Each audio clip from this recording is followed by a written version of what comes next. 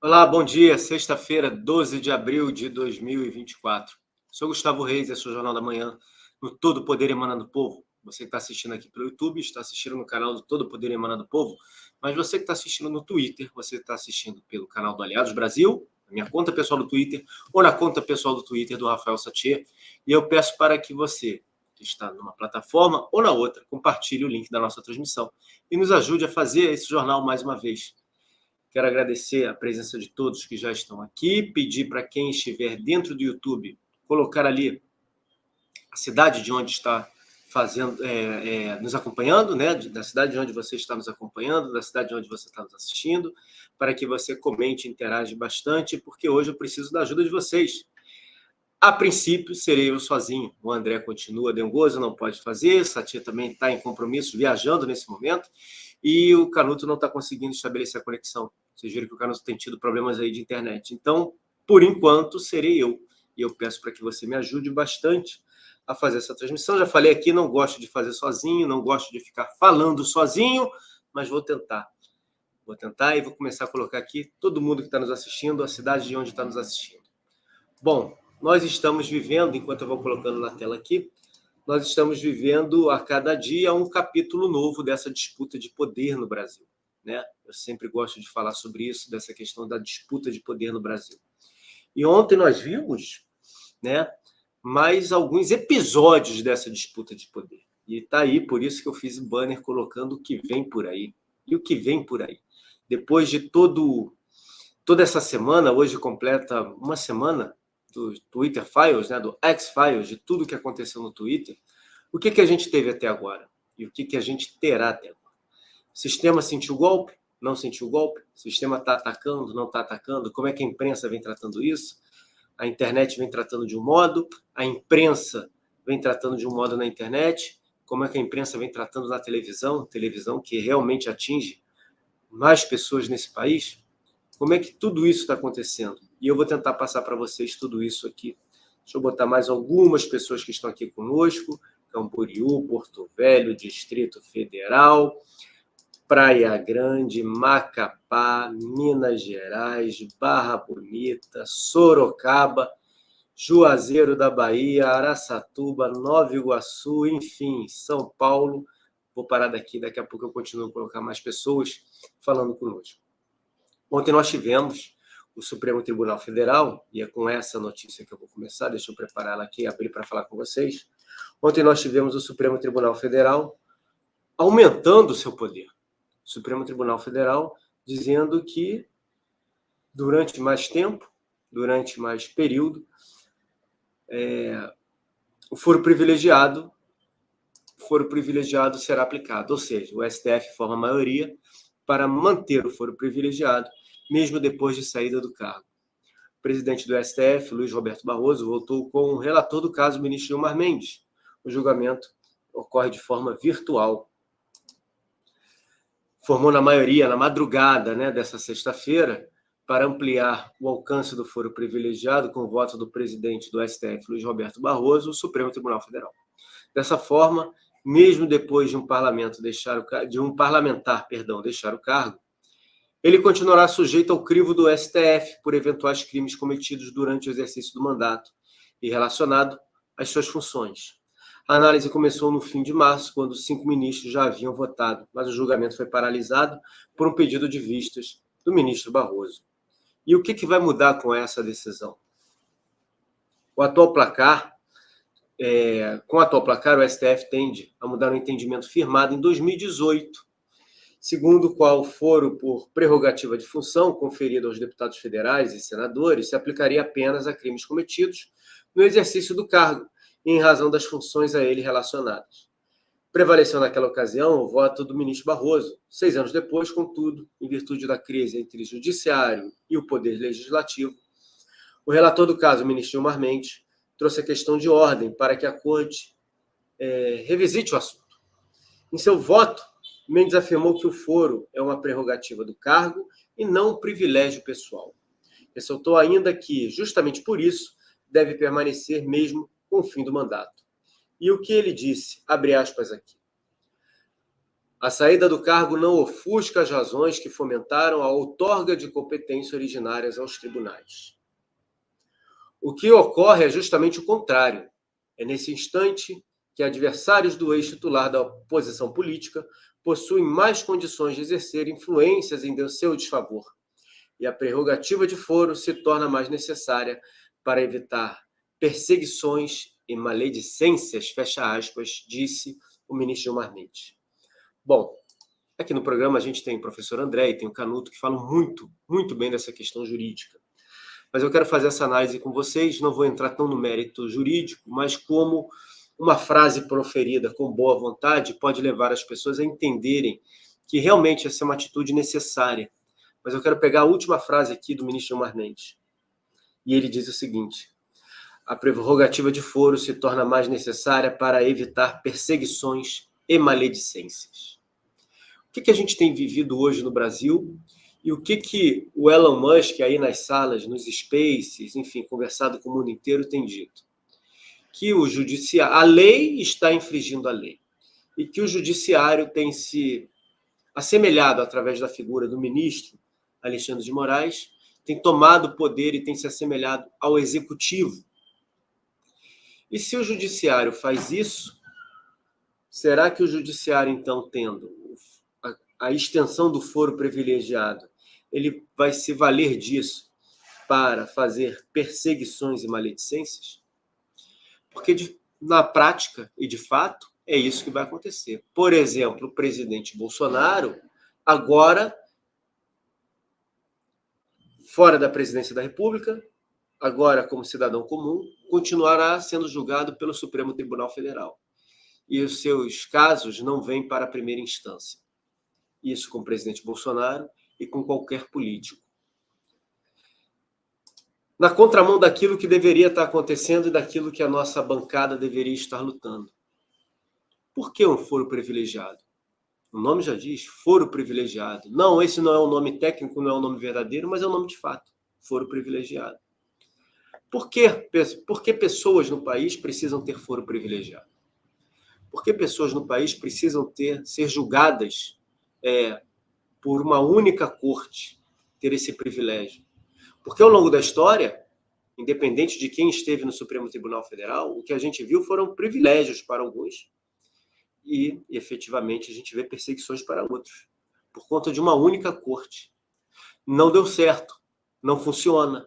Na Constituição de 88, quando foi criada para ter esse foro, para preservar a palavra do parlamentar, para que alguns mandatários tivessem esse foro, foi pensado talvez com muita boa vontade, o que a gente sabe que é meio difícil, mas o fato é que não deu certo, não funciona. Então, para que permanecer com isso?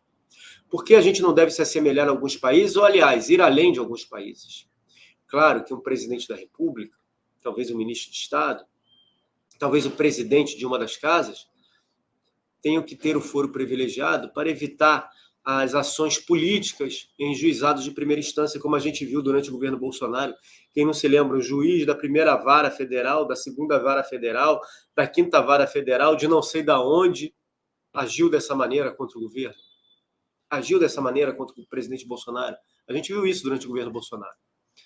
Mas o correto, o ideal para todos nós como nação, é que deputados, juízes, vereadores, senadores, todos eles tivessem que responder na primeira instância, na segunda instância. Se a gente tivesse hoje toda a Câmara dos Deputados e todo o Senado Federal fora das mãos do STF, nós teríamos ou não teríamos mais independência do STF? Nós teríamos ou não teríamos mais independência desses deputados em relação à legislação, em relação àquilo que vai ser aprovado dentro das casas, as PECs e por aí vai. Então vejam que hoje o judiciário ele já vai e implanta uma série de medidas quando algum ator político recorre ao judiciário para arguir constitucionalidade ou inconstitucionalidade de algo, e aí eles determinam o que pode e o que não pode, e o que não pode. Eles determinam o que pode e o que não pode, implementando pautas, que não é papel do judiciário no Brasil. E agora eles aumentam as suas mãos, porque aquele deputado que passou como deputado, aquele senador que passou como senador, que hoje não é mais deputado, que hoje não é mais senador, e isso se estende aí a presidente da República, vai sempre depender do aval do Supremo Tribunal Federal em algum momento. Vai sempre depender de um processo lá dentro do Supremo Tribunal Federal em algum momento. Isso é muito sério, isso é muito grave. O que a gente vê hoje no Brasil, e talvez as pessoas não entendam porque o Elon Musk está entrando nisso, porque tanta gente no mundo está entrando nisso, é uma tentativa de fazer com que o poder judiciário seja um poder superior aos outros poderes. No Brasil, nem em outros países, ele é esse poder superior em relação aos outros poderes. Ele não é o poder da palavra final. Ele não é o poder constituído para ser um poder moderador. Na verdade, hoje, o que a gente vê é uma tentativa de transformar a figura jurídica, e principalmente das Supremas Cortes, aqui no Brasil e lá fora também, num papel de poder definidor. E eles não podem ser, de direito, poder definidor. Hoje a gente vê que eles são, de fato, poder definidor, definindo muita coisa. Mas eles não podem ser, de direito, poder definidor. Os três poderes são independentes e harmônicos entre si. Harmônicos significa que eles podem discordar, mas eles trabalham em harmonia pelo equilíbrio dos poderes. Nada além disso. Nada, absolutamente nada além disso. E é isso que a gente vê, essa tentativa no mundo. Por exemplo, a gente trouxe essa semana uma notícia. O Biden, né, o presidente Biden, tem como objetivo, se ele continuar na cadeira presidencial depois das eleições, em aumentar o número de juízes nos Estados Unidos. A receita usada aqui, e aqui a gente não aumentou os números de juízes, mas aqui a gente instituiu a PEC da Bengala, que prejudicou demais o presidente Bolsonaro. Naquele momento nós batemos palmas porque era Lava Jato e a gente ainda na confusão, sem entender direito o que estava acontecendo, a gente achou válido, de forma casuística, mexer naquele entendimento. E a gente pagou um preço caro. Então é isso. Muito do que acontece hoje, do que a gente está vivendo, o Canuto já está aqui, já vou botar ele na tela, muito do que a gente vive hoje, do que a gente está vivendo, foi porque lá no passado a gente foi usado. A gente foi usado como massa de manobra. E a gente não pode mais permitir isso. E a gente precisa entender esse cenário. E a gente precisa entender que o mundo já entendeu que o Brasil é um laboratório disso tudo para implementação nesse mundo onde você luta contra o discurso de ódio, onde você luta contra a xenofobia, onde você luta contra o preconceito em relação às minorias. Não, na verdade, o que a gente está vendo é se usarem, se valerem desses discursos todos para, através do judiciário, o professor Olavo de Carvalho já alertava isso, através do judiciário, fazer uma ditadura de minorias. E principalmente da maior minoria, da maior das minorias, que são aqueles pequenos grupos que tomam conta de poder. Canuto, estabeleceu sua conexão, graças a Deus conseguiu, está aí. Bom dia, meu irmão. Bom dia, Gustavo. Bom dia a você, audiência do canal Todo o Poder Emana do Povo. E mesmo com todos os problemas, estamos aí para mais um dia de Jornal da Manhã. Aqui. Vamos lá, Gustavo. Tá sem som? Perdão. Deixa eu botar o pessoal aqui na tela, como eu estava botando. Comecei o jornal falando, né, Canuto? Você estava ouvindo, né? Falando para eles que é horrível para mim fazer o jornal sozinho, para eu fazer o jornal sozinho, é horrível para mim isso daí. Mas estou aqui fazendo, e aí eu quero falar com você sobre a decisão, né, Canuto? Como eu expliquei aqui, não da questão jurídica em si, mas do que vem se desenhando. É uma emasculação do poder judiciário, não só no Brasil, como no mundo, né? É isso que eles querem, de verdade. Usa o Brasil como laboratório. Enquanto a última frase do ministro Gilmar Mendes é a seguinte, né? Vou repetir ela aqui. A prerrogativa de foro se torna mais necessária para evitar perseguições e maledicências. É justamente o contrário que está acontecendo. Bom seria se no Brasil o foro privilegiado caísse, né? Bom seria que as pessoas entendessem que um juiz de primeira instância ele tem que julgar o deputado, ele tem que julgar o senador, enfim, quem já saiu do cargo tem que cair na primeira instância, porque aí sim a gente evita a perseguição. O que foi pensado na Constituição de 88, e muita gente, eu sei, que agiu ali de boa fé, se mostrou completamente falho, independente até do momento que a gente esteja vivendo agora. Basta a gente se lembrar com outros juízes que lá estavam, alguns desses ainda hoje, mas o que fizeram, por exemplo, com Renan Calheiros e com tantos outros, né? Onde se sentou em cima dos processos e nada foi feito. Então, para o bem e para o mal, para o lado de lá e para o lado de cá, para quem quer que seja, não funciona. Ter uma elite que detém poder sobre parlamentares, sobre atores de outros poderes, não funciona, né, cara? Não, o que está querendo... Chegamos num ponto no Brasil, enquanto você ainda podia achar que tinha lei, que tinha, vamos dizer, prestação de justiça, né, por parte do Poder Judiciário, a ideia, pelo menos que foi falado, a gente não sabe o que estava na cabeça daqueles caras lá de 88, porque bom trabalho eles não fizeram. Né? Tinha pessoas muito sérias influindo na Constituição, mas prevaleceu a picaretagem em 88 e fizeram a pior Constituição da nossa história.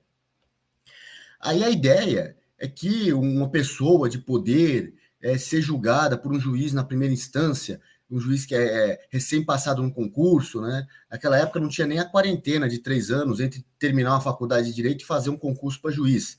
Então podia ser um juiz novo ali de primeira instância que quisesse se vingar ou quisesse fazer política ao invés de fazer justiça. Então vamos proteger, né, as autoridades públicas. Só que aí todo mundo vira autoridade pública. O Brasil tem mais de 50 mil pessoas que, em razão dos seus carguinhos, têm foro privilegiado, nem todas no STF, algumas nos tribunais de justiça nos seus estados. Significa que um prefeito, por exemplo, ele não tem foro de privilegiado no STF, pela lei, né? Ele é julgado, mas não na primeira instância, ele é julgado já na segunda instância do seu estado, vamos dizer assim, né? Isso é no papel. Porque na prática, se o Alexandre de Moraes quiser, ele coloca o prefeito lá no inquérito dele e pronto, coloca qualquer um. Né? Na prática é isso. E se eles não quiserem também, é difícil o contrário acontecer, né? Mandar para a primeira instância, isso é muito difícil. Porque hoje, pessoas aí com a psique desses caras que estão no STF, eles querem poder. Então, essa história de foro privilegiado é poder para eles. No fundo, assim, eles podem puxar casos aí para o STF de qualquer jeito. Ou mesmo, o advogado vai entrando com recurso até chegar no STF e pronto, o STF dá a última palavra e só decide ali, né? Mas, assim, ao colocar direto no STF, você até facilita a vida deles. Né? Aí agora, quando eu falo assim, eles colocam o que eles quiserem, o Gilmar Mendes já quer colocar o ex-ocupante de cargo que gera um foro, a prerrogativa de foro, como colocar debaixo do guarda-chuva do STF. É todo o poder para eles. E assim, hoje é o contrário. Hoje a maior garantia que você pode ter é não ir para o STF. Você tem mais garantia com um juiz recém-possado no cargo, recém-aprovado no concurso, você tem mais chances de ter justiça ali, né? Por mais que seja um juiz inexperiente, é o primeiro caso da vida dele, mas você tem mais chance de ter justiça ali do que no STF. Nenhum daqueles caras prestou concurso, só um. 2 ali, né? Foram aprovados em concurso para juiz. Então, assim, é muito complicado isso. E aquilo que você falou, né, do Olavo fala, hoje não é mais a lei, é quem aplica a lei. O poder hoje está, né? O poder da caneta, tem outras formas de poder, né? Mas o poder da caneta hoje está em quem aplica a lei. Porque não adianta, você pode votar o que você quiser no papel. Você vota que essa tela aqui do Todo o Poder do Povo é azul. Não, mas eu sou juiz, eu estou dizendo que é amarela. Não, mas a lei está dizendo que é azul. Não, mas eu estou dizendo que é amarela, acabou. Tá assim. Né? Então você aplica a lei, você vota o que você quiser. Na hora de executar, o Poder Executivo vai executar a lei. Você pode executar o que você quiser, vem uma ordem judicial e fala, não é para fazer isso. É para fazer do meu jeito aqui. Como o próprio Gilmar Mendes disse outro dia, temos que administrar esse país. Desde quando é função do STF administrar o país? Né? Na crise sanitária que tivemos aí, quem estava administrando mesmo era o Judiciário, o Ministério Público, a Defensoria Pública. O prefeito da cidade queria fazer tal coisa, queria colocar tal regra ali para resolver o problema de saúde pública. Não, você não vai fazer desse jeito, não, vai fazer do jeito que eu quero. Gente que não entende porcaria nenhuma de saúde, não entende porcaria nenhuma, todo mundo com seu salário pingando todo mês, com estabilidade, com vitaliciedade, pingando todo mês, se é menor, mas não perdeu um centavo. Quem recebeu do governo não perdeu um centavo, ficou em casa, se trabalhou, a maioria trabalhou menos, um ou outro pode ter trabalhado mais, mas a maioria trabalhou menos, sim, ficou em casa, não teve um centavo de prejuízo, mas ferrando o emprego dos outros. Essas pessoas que estavam lá dizendo o que o prefeito tinha que fazer, né? E tá nem aí se as pessoas estavam perdendo emprego, perdendo sua renda. Já administrando. Não sabe administrar porcaria nenhuma. Alguns sabem nem aplicar a lei. Nem preparo para isso não tem, alguns ali. Mas essas são as pessoas que querem todo o poder na mão deles, né? Mas é o que eu acho, todo poder não pode emanar do judiciário, todo poder emana do povo. E o povo, pergunte para o povo o que o povo quer. Quem é que o povo quer que administre o país ou que aplique a lei? Em quem se confia hoje em dia? Os caras que perderam toda a credibilidade só conseguem exercer poder na base do medo. Ó, se você não fizer punição, é só assim. E esses caras estão querendo mais poder? Ah, brincadeira, né, Gustavo? Pois é, né, Canuto? Brincadeira. Muita gente elogiando, Canuto, sua participação ontem no Aliados. Fico feliz. Ontem, infelizmente, problema, né? O Satya não conseguiu participar. A gente foi num evento onde o delegado Ramage ganhou a medalha Pedro Ernesto aqui no Rio, o Alan Lopes, o deputado Alan Lopes, também foi homenageado, e o evento se prolongou demais, né? Começou muito cedo, se prolongou demais, e a gente não pôde sair, o Satya não pôde sair, não deu para fazer o jornal com você. O outro convidado também teve problema, não pôde fazer, mas muita gente falou, muita gente agradeceu e gostou muito da tua participação, você e a Andréia, arrebentaram lá. Fico feliz, de verdade fico feliz, porque é muito difícil, muitas vezes, fazer um programa sozinho, né? Ainda mais um programa que tem uma dinâmica com mais pessoas, e você foi lá e tocou. E eu estou falando isso porque eu quero agradecer também quem me aturou aqui nesse início sozinho, porque, para mim, é muito difícil falar sozinho. Mas ainda nisso, né, Canuto? Eu acho que as pessoas botaram aqui no chat, eles querem julgar o presidente Bolsonaro, para justificar o que eles estão fazendo com o presidente Bolsonaro, para o processo do presidente Bolsonaro não sair da mão deles, etc. e tal. É claro, isso é a coisa mais óbvia do mundo, né? Só que, infelizmente, e graças a Deus, alguns parlamentares de centrão, alguns parlamentares que a gente não contava no passado, que tiraram até uma casquinha do presidente Bolsonaro, nunca levaram a sério aquilo que a gente falava, que nós somos de uma ala ideológica, parece estar despertando para isso mesmo. E eles sabem que hoje é o presidente Bolsonaro e no futuro é mais gente, né? E lá fora, essa briga toda que a gente está vendo, essas denúncias todas, volto a repetir, as palavras do Elon Musk nas salas que ele tem participado, nos tweets que ele tem feito, né? Vem mostrar exatamente isso, que o Brasil é um laboratório. O que acontece no Brasil nunca foi visto em lugar nenhum do mundo. Tudo que acontece no Brasil tem muita similaridade com o que aconteceu na União Soviética pré-Segunda Guerra, muita similaridade com o que aconteceu, infelizmente, também na Alemanha pré-Segunda Guerra, muita similaridade com o que acontece, principalmente na questão tecnológica, com a China dos dias atuais. Só que é uma reunião dessas coisas todas que fez com que o Brasil se transformasse, literalmente se transformasse, num boneco do Dr. Frankenstein, né? Porque o Frankenstein não é um boneco, né? O Frankenstein é um médico. A gente fala sempre que o Frankenstein é o boneco. É um boneco daqueles, uma coisa horrorosa. E eles sabem que isso daí vai ser usado para levar adiante essa tentativa de poder global. A gente nunca pode esquecer isso. A gente hoje está numa disputa de tentativa de poder global, de imposição. E aí a gente se lembra do que aconteceu na crise pandêmica, do que aconteceu na agenda que vem por aí, tudo isso. Então, o Brasil, ele é um laboratório. Para quem acha que o Elon Musk está fazendo isso, e que não é uma crítica a ele, então somente porque ele está preocupado com o Brasil no sentido de que é um defensor simplesmente da liberdade no Brasil, é claro que ele é isso, porque ele precisa ser isso para defender a sobrevivência dele, inclusive. A sobrevivência dele. Então, a gente precisa ter isso muito claro. E aqui, o que a gente viu ontem é que, apesar disso tudo, a corte se reuniu e avançou no caminho de aumentar o seu poder. O resumo da ópera é esse. O resumo da ópera é esse. A corte avançou no seu caminho de aumentar o seu poder. Num processo, né?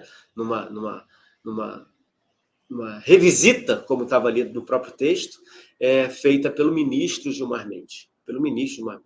Então, vamos entendendo esses cenários, vamos guardando os nomes, vamos vendo quem está fazendo o quê, quem está tocando o quê, posicionamento de cada um.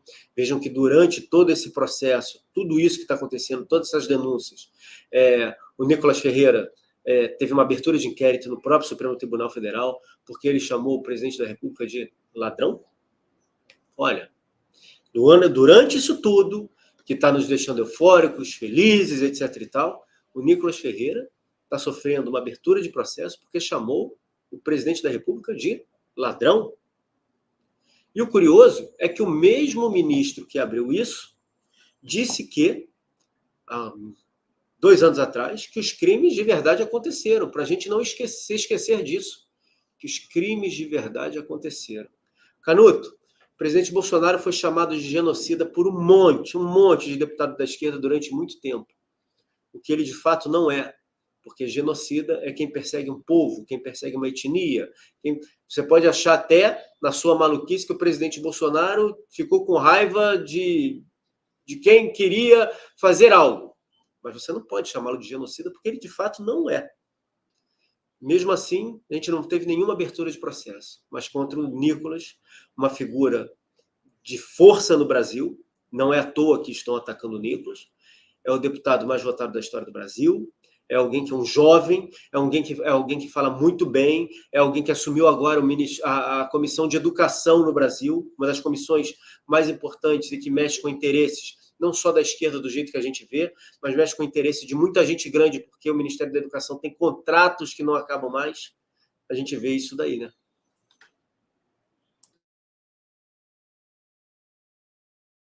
Impressionante, né? A perseguição em cima do Nicolas, é o menino prodígio aí, todo mundo vê que ele tem futuro, a esquerda viu isso também e quer ir para cima dele.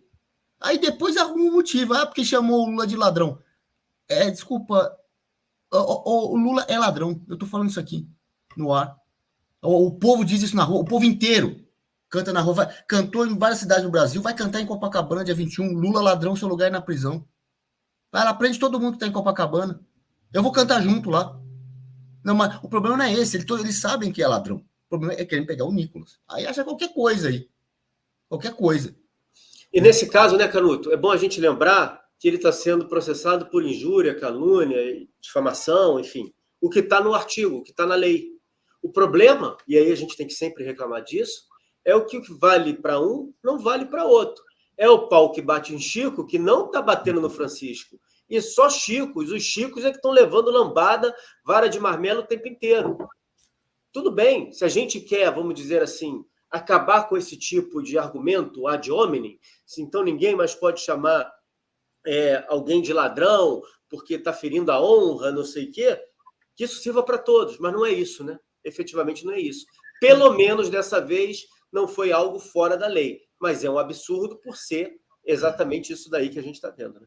Não, é o seguinte, né, Gustavo? Não é que é fora da lei. A lei está lá, ela não está sendo aplicada. Né? Agora que interessa, vamos aplicar a lei. Mas quando não tem lei para aplicar, aplica sem ter lei. Né? Vai lá e pune as pessoas sem ter lei, sem ter fato. Né? Fato para punir a pessoa. Você falou o caso aí, por exemplo, do Felipe Martins aí, acho que está nas notícias de hoje, na lista aí. O cara nem sequer entrou nos Estados Unidos e está preso porque entrou. Ele fugiu para os Estados Unidos. Ele nem entrou lá. Nem saiu do Brasil. Não tem nem fato para prender. Quando quer punir, pune sem lei. Quando quer punir, coincide de ter a lei, você usa a lei. Né? Impressionante como esses caras não querem o debate. Qualquer coisinha, eles querem judicializar a política. Judicializar. Vem para o debate. Está chamando o Bolsonaro de genocida. Vai lá, ele chama o Bolsonaro de genocida, a direita chama o Lula de ladrão. Vamos ver, o povo está vendo isso. Esse monte de gente que apoia o Bolsonaro na rua é tudo genocida. É tudo genocida. Tem esse monte de genocida no Brasil. O que tem pouco no Brasil, apesar de parecer que tem muito, o que tem pouco é ladrão. Ladrão tem pouco. Né? Por isso que tem pouca gente na rua apoiando o Lula. O único lugar onde o Lula é maioria, é aplaudido, é no presídio. Dentro do presídio. Ou então no Complexo do Alemão. Ali é o único lugar que tem uma multidãozinha ali ovacionando o Lula. No meio de gente honesta, não tem. Não tem. Aí todo mundo genocida. É tudo genocida, é tudo fascista. É tudo, sei lá, outro é tudo bolsonarista, é tudo reacionário, é tudo, sei lá, esse palavreado que eles inventam aí. Então é o seguinte, esses caras não querem ir para o debate. Debate em cama aberta, não, eles querem censura. Quando não é derrubada de perfil, derrubada de conteúdo, tudo que eles já fazem é um processo aí por injúria. Ficou ofendido. Ofendido, chamar de mentiroso. Pela lei, que está na lei, se chamar de mentiroso é, teoricamente, uma injúria. Só que aí o Lula, ele tá lá, político tem que mentir, cansei de viajar o mundo falando mal do Brasil. Ele está dizendo que ele mente. Está dizendo que ele mente. Né? E, então, assim, ele defende, não posso mais esse jovem de 15 anos sendo preso porque roubou um celular. Isso também não é a defesa de ladrão, ele está defendendo o dele. Ele mesmo. Né? Já foi condenado por isso. Tá? Então, assim, é muito complicado. E essa judicialização da política. E é só lembrar que essa história aí de ampliar foro privilegiado, teria que ser votado no Congresso Nacional. Mas não, o STF não tem que decidir. Essa decisão do STF não tem validade, porque eles não têm competência para isso. Não tem. A Constituição não prevê poderes para o STF para decidir isso que eles decidiram ontem de ampliar foro privilegiado. O que tem que acontecer é as pessoas pararem de reconhecer essas decisões absurdas do STF como legítimas e não seguir. Os outros poderes poderiam começar a fazer isso.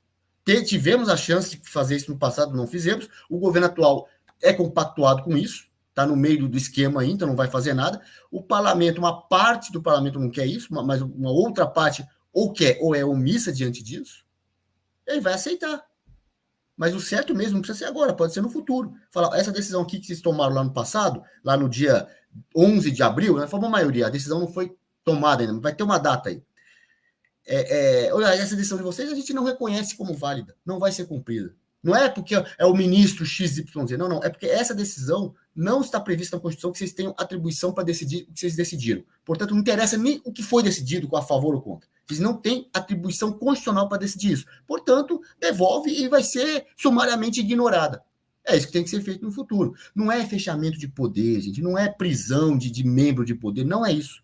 É dizer, vocês não têm poder para fazer isso. O poder de vocês acaba aqui, daqui para cá vocês não mandam, cala a boca. E vai comer seu caviar aí, sua lagosta com o dinheiro do povo, vai continuar comendo sua lagosta com o dinheiro do povo, vai. Não enche o saco. É isso que tem que ser feito no futuro. A gente colocou aqui o que vem por aí, eu coloquei nessa thumb que vem por aí, porque a gente tem que analisar exatamente, depois de uma semana, o que está acontecendo no Brasil. Claro que tem muita euforia, todo mundo fala muito, né? Todo mundo vem e coloca a sua opinião diante de uma situação dessa, mas o que vem por aí de fato? E aí eu gosto sempre de olhar para trás para a gente tentar entender as possibilidades. Durante um bom tempo, né, fui cobrado, inclusive por mim, principalmente por mim aqui, não que eu seja alguém relevante, mas eu sempre cobrei muito, a atuação dos nossos deputados, senadores, em relação ao que acontecia no Brasil, fazer algo efetivamente válido, enfim, enfrentar isso daí de alguma forma com inteligência. Isso foi feito. A gente tem que reconhecer, a gente tem que elogiar, isso foi feito. E isso continua sendo feito. Depois dos protestos nos Estados Unidos, a tentativa do governo americano de que não fosse falado, né, que os nossos deputados não falassem lá nos Estados Unidos, acabou agora no Europarlamento, os nossos deputados e senadores falando, vindo, se pronunciando. E o fato é que as coisas não acontecem da noite para o dia, e a gente precisa ter isso daí em mente, né? Foram, se manifestaram, levaram informações, aí um jornalista de esquerda vai e faz o que fez em relação ao Twitter, faz todo esse trabalho. Outro jornalista de esquerda, que era companheiro de um deputado que era da base, que seria hoje da base desse governo, um cara do PSOL, etc. e tal, mas que não concorda com o que está acontecendo, vem denunciando lá fora sistematicamente. Então, as coisas vão acontecendo aos poucos, efetivamente vão acontecendo aos poucos. Só que do lado de lá tem alguém que luta também. Do lado de lá tem alguém que não quer perder o poder. Do lado de lá tem alguém que vai se articulando para que isso não aconteça, né? Para que essa perda de poder que eles conquistaram até agora não aconteça.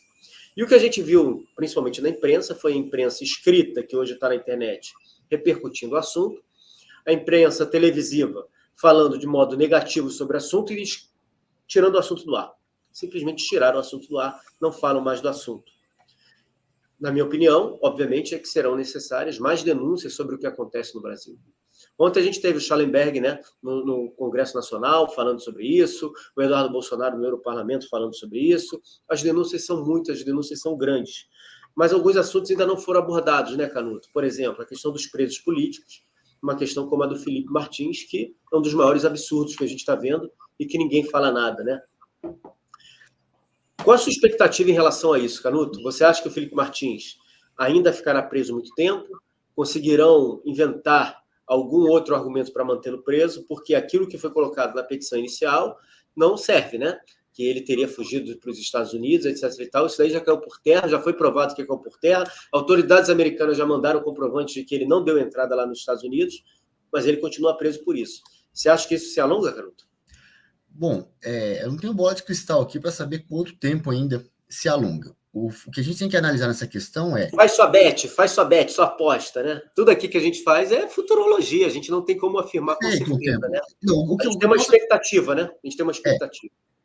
Expectativa é o seguinte, o que posso afirmar É o seguinte, ele vai sair uma hora com tornozeleira, tá? Que em tese é prisão. Tornozeleira ele sai do estabelecimento prisional, mas fica cheio de restrição de liberdade, não pode viajar para aqui para lá, não pode frequentar tal cidade em tal horário, não pode ter comunicação com tais pessoas, e a tornozeleira monitora onde ele está indo, né? Ele vai sair não sei que dia, mas vai sair com tornozeleira. E ele, assim, o que é essa prisão? É risco de fuga de alguém que tem uma testemunha que precisa falar, instruir o processo criminal. Não é nada disso, não. É um articulador, é uma peça-chave, preso. E é ameaça para outros. Ó, façam que nem o Felipe Martins, vai acontecer com vocês. Né? Vários, nós só somos aqui, somos os faladores profissionais, os semi-profissionais, né, de Nárnia, vários foram punidos. É recado para gente. Ah lá, vai acabar que nem o Orlando Santos, com ordem de prisão lá nos Estados Unidos, exilado. Vai acabar que nem a Ludmilla, se vocês falaram o que vocês estão falando. Só que hoje a coisa mudou. O pessoal, aliás, quero agradecer, né? O pessoal me elogiando ontem lá. A gente está se soltando, a gente está voltando a ser o que era lá em 22. Como diz o desembargador Sebastião Coelho, acabou a fase do medo. Acabou. O povo voltou para a rua, voltou para a internet e está voltando. Está cada vez mais voltando a falar de política. O povo deixou de falar de política depois do 8 de janeiro. Muita gente, ou por medo, ou por desesperança, voltou a se preocupar com as futilidades da vida, como futebols, culinárias, moda e sei lá o quê. Essas coisas fúteis da vida. Tá, todo mundo olha um pouquinho, mas largou a política. Agora está voltando para os grupos de WhatsApp, voltando a seguir os canais. Muita gente saiu dos grupos na época, discutiu com medo, hoje está voltando. E o fator ontem, o fator assim, que tá fazendo isso é o Elon Musk. O Elon Musk realmente ele foi um navio quebra-gelo. Ele tá entrando. Me bicho, é o seguinte, os caras não pegam o Elon Musk, o que eu falei ontem também, uma coisa, não pega o Elon Musk e vai pegar a tia do Zap, lá que tá com a Bíblia na mão, na frente do quartel. Ah, esse aí, aí o Alexandre de Moraes é macho, como aquele vídeo dele. A coragem do STF. Esses imbecis, o termo que ele usou lá, esses alienígenas. Agora eles conheceram a coragem do STF. Não conheço, não tem coragem nenhuma. Só vou conhecer coragem o dia que tiver coragem de ir para cima do Elon Musk. Ele descumpriu descaradamente a ordem do STF. Tá lá, não pode ter o perfil do Alan Santos. Tá lá o perfil do Alan Santos. Aí, pune o cara. E aí? E aí, Canuto, eu quero até falar sobre isso aqui, porque a Eliane Vasconcelos entendeu, quando eu falei do Elon Musk, que não era hora de jogar pedra nele. Né, isto tira o foco da verdadeira guerra. Não, a gente não está jogando pedra nele. Quando eu falo que ele está fazendo isso por conta da própria sobrevivência dele, é para vocês entenderem a luta que nós temos aqui. Nós não estamos lutando tão somente contra um presidente que foi corrupto ou contra um ministro que muita gente o trata como louco, etc. e tal. Muito pelo contrário. Todos esses atores da política nacional aqui, eles estão agindo dessa maneira porque eles estão com poder, efetivamente, vindo lá de fora. Mas não tenho a mínima dúvida disso. A gente não pode provar. A gente não pode falar qual é a ligação verdadeira, quem está fazendo o quê. A gente sabe como é que funciona tudo isso. A gente não tem a prova, né? A gente não tem ali o histórico certinho de tudo. Mas não dá para duvidar disso, muito pelo contrário. É preciso acreditar nisso para entender.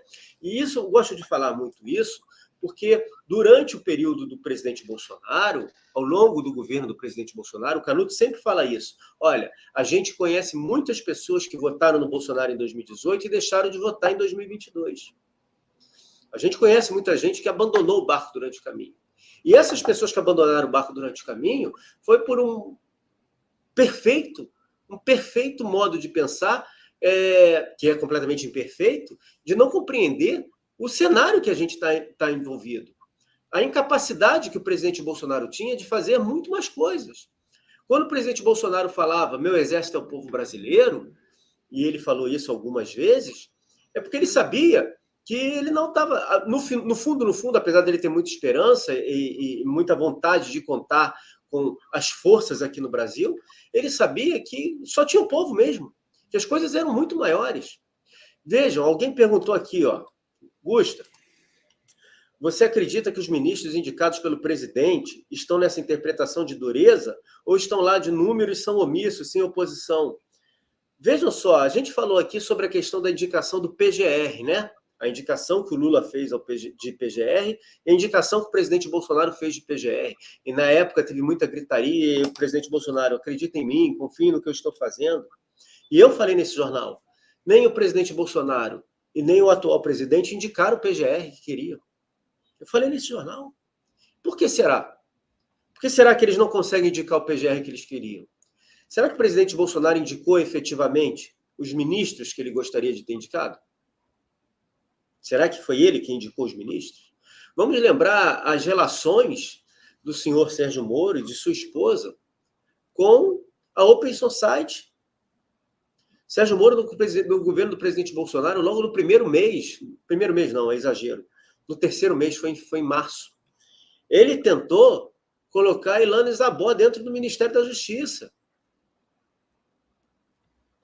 Uma pessoa que é completamente ligada a essas pautas globalistas. Ele tentou colocar dentro do governo Bolsonaro. Então, o negócio é muito maior. Quando a gente fala que o Elon Musk está fazendo isso, não é tão somente pelo Brasil, não é para criticá-lo. É porque ele tem entendimento de que o Brasil é o laboratório, o Brasil está sendo usado, ele precisa efetivamente defender o Brasil, trazer liberdade para um país tão importante, tão grande quanto o Brasil, para que essa liberdade não se perca também em outros países tão grandes e tão importantes. É nesse sentido que a gente fala. E aí a questão do Felipe Martins, a gente vendo hoje o Elon Musk fazer isso, o Eduardo Bolsonaro lá fora, né? Com outros parlamentares. Quem era o Felipe Martins? Quem era o Felipe Martins? E por que essa sanha em cima do Felipe Martins?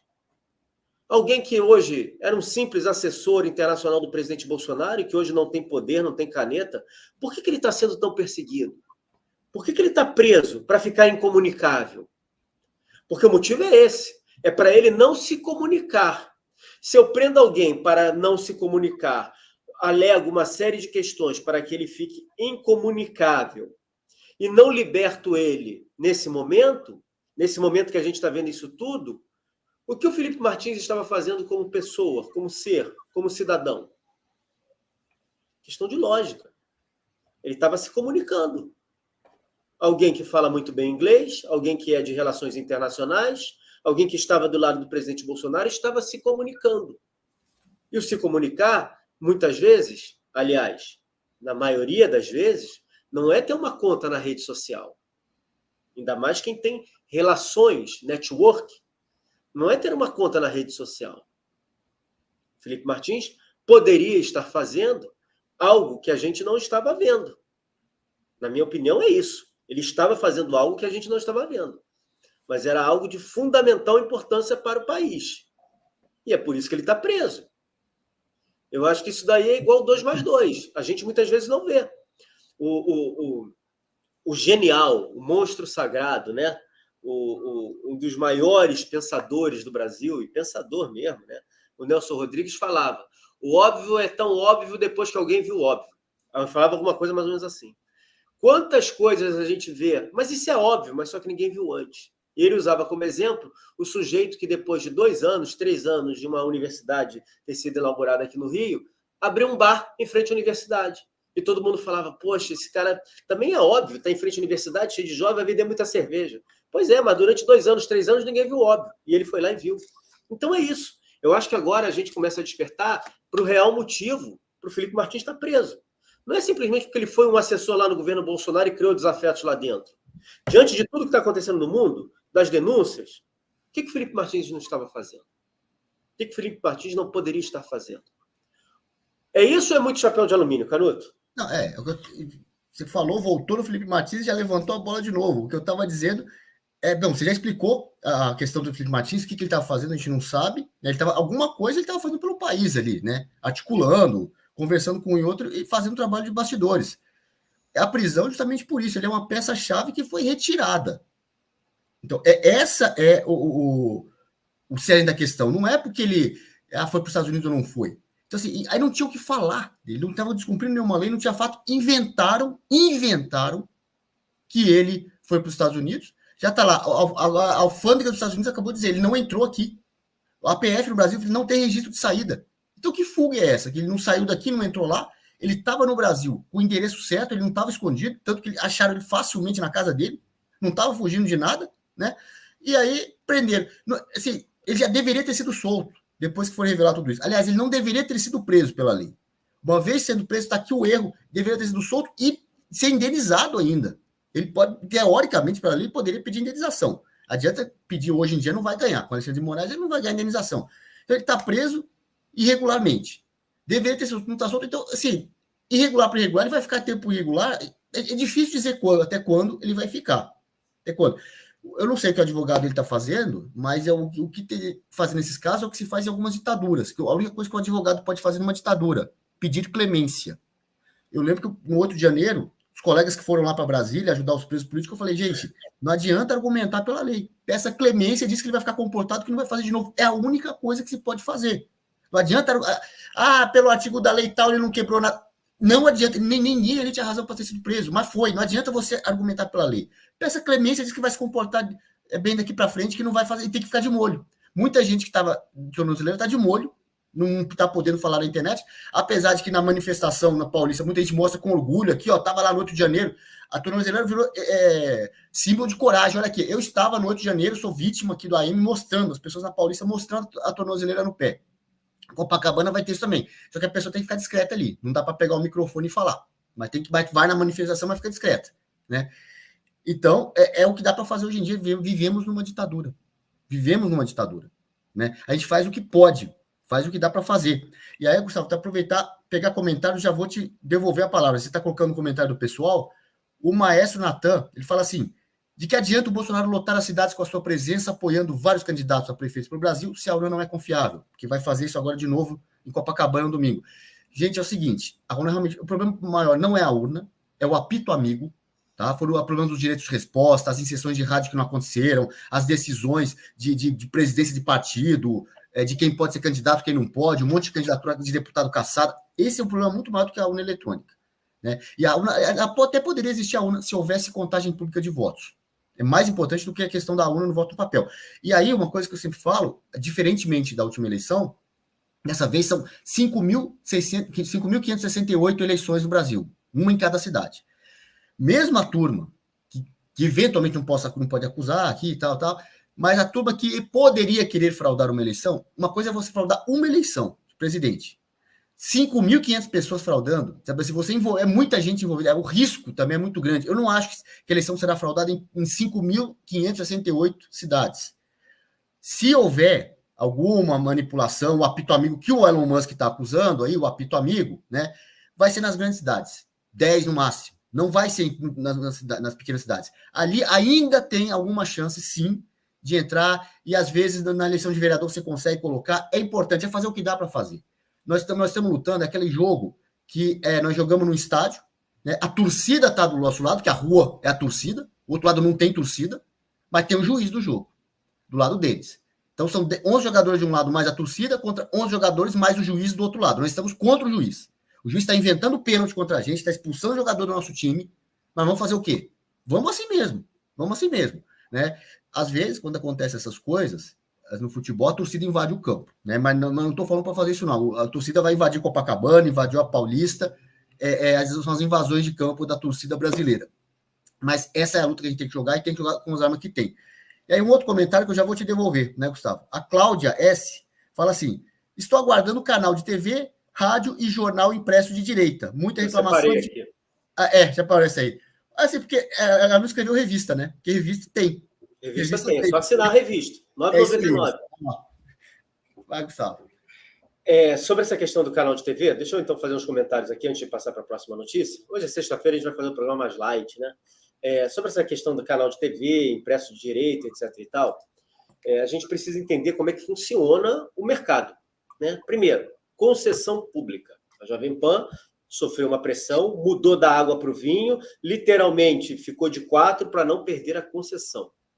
Que é uma concessão. O governo diz quem pode e quem não pode. É isso, é uma concessão. Rádio é concessão, TV é concessão. Não à toa a internet cresceu tanto, porque as pessoas começaram a assistir coisas que a TV e o rádio não mostravam. E aí o que aconteceu?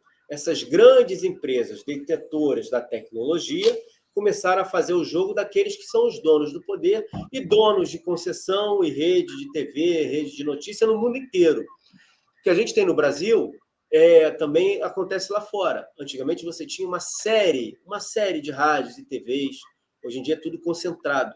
Né? Esse movimento globalista ele é concentração de poder. Então, as agências de notícia hoje elas repercutem aquilo que interessa a esses conglomerados. Então, primeiro, não é fácil ter um canal de TV. Não é simples ter um canal de TV. E quando você tem a opção de alugar um canal de TV, de alugar um canal, uma rádio, você precisa de muito dinheiro, porque é muito caro. Vocês acham que eu não gostaria de estar fazendo hoje um programa de um estúdio maior, uma câmera melhor, um layout melhor, receber convidados numa poltrona? Vocês acham que nós não gostaríamos de fazer isso? Mas é caro. É muito caro. Uma câmerazinha, uma câmera simples, para fazer uma transmissão, e não estou falando de câmera de televisão, não. Estou falando câmera igual você vê nesses podcasts. 30 mil, 40 mil, 50 mil, uma. Aí você vê a imagem você vê a imagem outro, você vê uma imagem mais de perto.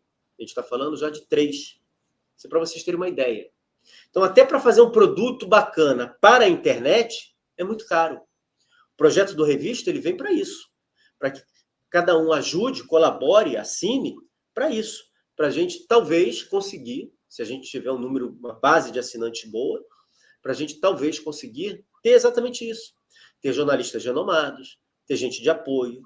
Vejam só vocês, na televisão, quando a gente vê lá um National Geographic, né? Ou um History Channel, por exemplo. São canais tão inofensivos, né? Vejam o tamanho da produção de qualquer programinha daquele. E vejam que as produções feitas no Brasil aparece sempre no final um selo da Ancine. Verba nossa bancando aquilo ali. A gente consegue essa verba? Se eu chegar hoje e fizer um projeto, levar, a gente consegue? Não consegue, porque a legislação não sequer permite. O deputado Mário Frias, quando foi ministro, né, secretário de Cultura, ele falou sobre as pouquíssimas obras de direita que chegavam lá. Mas por quê? Porque a legislação exige que você tenha não sei quantos anos de empresa aberta, não sei quantos anos de expertise, não sei quantos anos disso, não sei quantos anos daquilo, e tudo está na mão da esquerda. O único lugar que a gente consegue ainda se movimentar e se movimentar bem é aqui, dentro da rede social. E aí entra o problema que você olhar o chat hoje, você vai ver.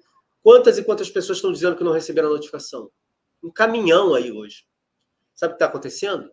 Um monte de gente está tentando nos assistir e não está conseguindo. Porque não conseguiu receber a notificação, não está conseguindo achar o nosso link no YouTube. Tem pessoas que me reclamam isso. Eu boto lá todo o poder, não sei o que, não aparece para mim. É essa a nossa luta. Então, a direita precisa financiar a direita. A gente não é um canal aqui que fala disso, que pede dinheiro. Outros canais fazem isso com maestria e com razão. A direita precisa financiar a direita. Mas a gente entende também que é muito difícil para a gente financiar alguma coisa. Porque esses caras têm bilhões. A BlackRock, o fundo de investimento BlackRock, é o 3º maior PIB do mundo. O fundo de investimento BlackRock é o 3º maior PIB do mundo. Perde para o PIB norte-americano, perde para o PIB chinês, e depois nenhum país do mundo consegue fazer mais riqueza num ano do que o fundo BlackRock, do senhor Jorge Soros e dessa cambada toda aí. Isso é para vocês terem uma noção do tamanho de dinheiro dessa gente. E como eles querem se tornar o primeiro PIB do mundo, tá? Eles querem se tornar o primeiro PIB do mundo. Isso é para a gente ter noção do tamanho da nossa briga. No auge da Lava Jato, as maiores empresas anunciantes do Jornal Nacional, eu sempre gosto de falar isso aqui, do Jornal Nacional, não vou falar todas, mas as principais, estavam envolvidas na Lava Jato. Os maiores anunciantes do Jornal Nacional estavam envolvidos na Lava Jato. Então, tinham contratos com o BNDES, tinham contratos com o governo, e faziam propagandas na Lava Jato. Umas vocês não sabiam. Nem sabiam. Havaianas, legal, né? Chinelinha Havaianas. Ah, Havaianas, bacana, não sei o quê. Pois é. Odebrecht. Hoje, JBS. É isso. Então, a nossa luta, ela é muito desigual. Ela é muito assimétrica. Por isso que é importante demais. Importante demais. Eu, de verdade, e não falo isso daqui porque estou dizendo que eu sou rico, muito pelo contrário, trabalho todos os dias, trabalho muito nas minhas coisas. Mas eu, por exemplo, eu não dependo da revista, ou do canal do Aliados, ou do Todo Poder Emana do Povo, para fazer essas coisas. Eu estou dedicando. Estou deixando de resolver coisas minhas todos os dias para dedicar aqui tempo. Mas será que todos podem fazer isso? Por exemplo, a Andréia, que apresenta o jornal lá à noite, a Andréia depende da remuneração. Depende do pagamento que eu faço a ela todo mês. Que eu tiro do meu bolso todo mês. Ela depende, ela é uma profissional. Ela é locutora de rádio há 20 anos, foi locutora das principais rádios de Brasília.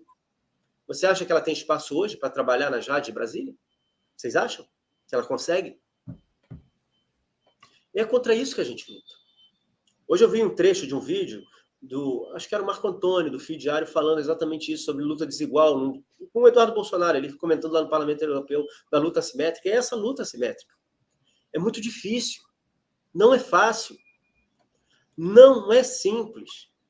O Satye, que está aí trabalhando para burro, né, tem se comunicado, é um cara muito importante para a direita, por conta da sua idade, por conta da sua forma de se falar, da forma de falar, da forma de se vestir, da sua comunicação visual, por conta, inclusive, e a gente precisa falar isso aqui, e ele sabe disso, por conta, inclusive, da cor dele. Da cor dele. Porque muita gente, do outro lado, não tem diálogo conosco, porque eu sou branco. Mal sabe que eu tenho avó índia, mas a minha pele é branca. Olha para o neguinho da Beija-Flor, acho que o neguinho da Beija-Flor é um negão, e ele não tem. 72% do gene dele são de europeus. Eu trouxe isso aqui para vocês. Mas as pessoas são assim. Então, ele é um cara importante para a direita. Só tira do bolso dele para fazer todas essas correrias. Hoje ele está indo para o centro-oeste, aí, acho que é Goiânia, uma cidade próxima a Goiás e tal. Tira do bolso dele. Então é muito caro, é muito dispendioso. Essa gente tem passagem paga. Eu citei aqui o Sérgio Moro. O Sérgio Moro, quando ia receber um prêmio em Nova York com a esposa dele, ou em Lisboa, em Portugal, ainda juiz, muito bacana, era tudo pago, tudo de graça.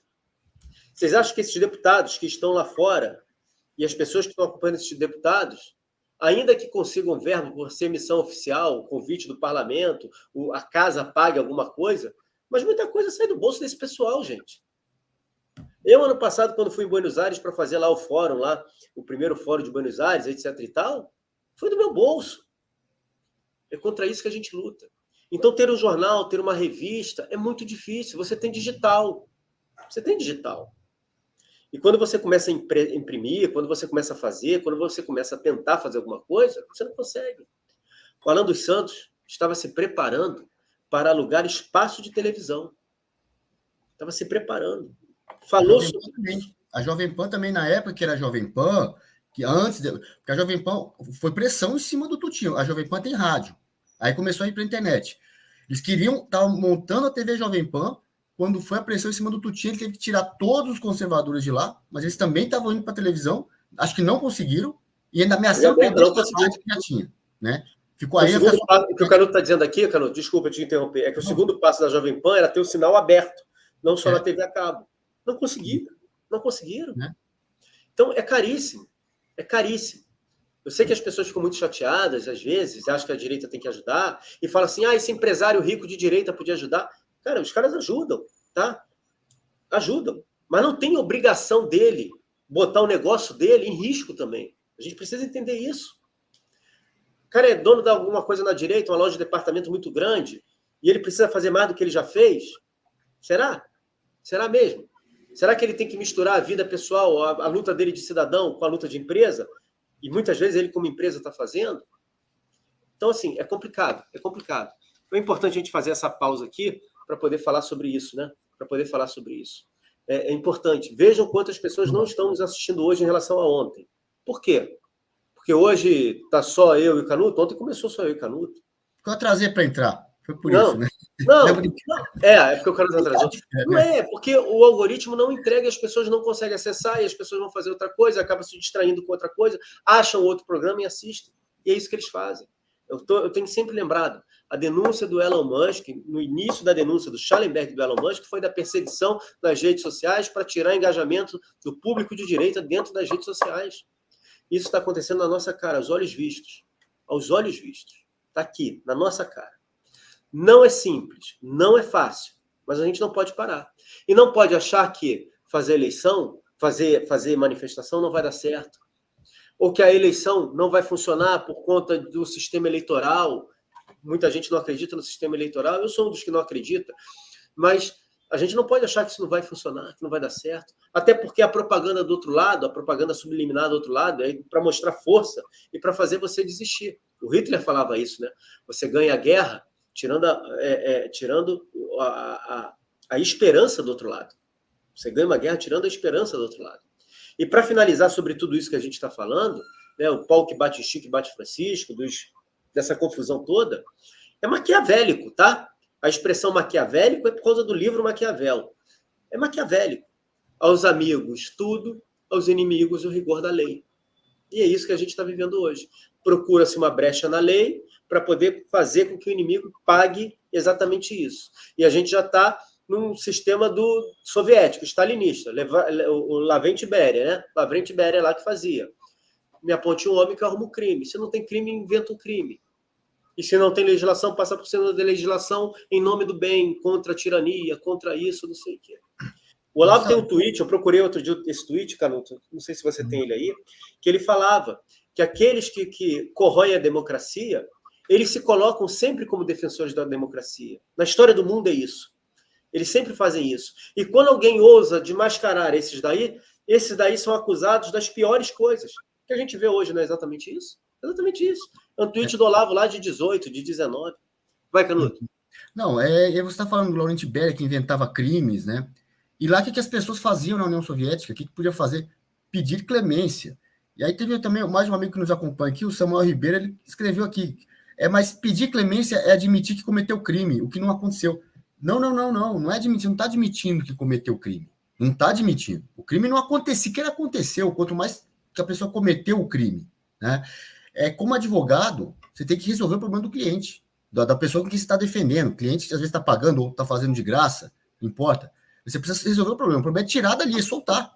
A pessoa estava naquela prisão em Brasília, todo mundo lá em condições precárias, na quadra da Polícia Federal, dormindo ali, aquele monte de gente na quadra, gente com problema de saúde, precisando ter acesso ao remédio, não tinha, sem acesso ao advogado, sem acesso aos autos. Alguém escreveu aqui também que o advogado do Felipe Martins é o Sebastião Coelho, e não teve acesso aos autos.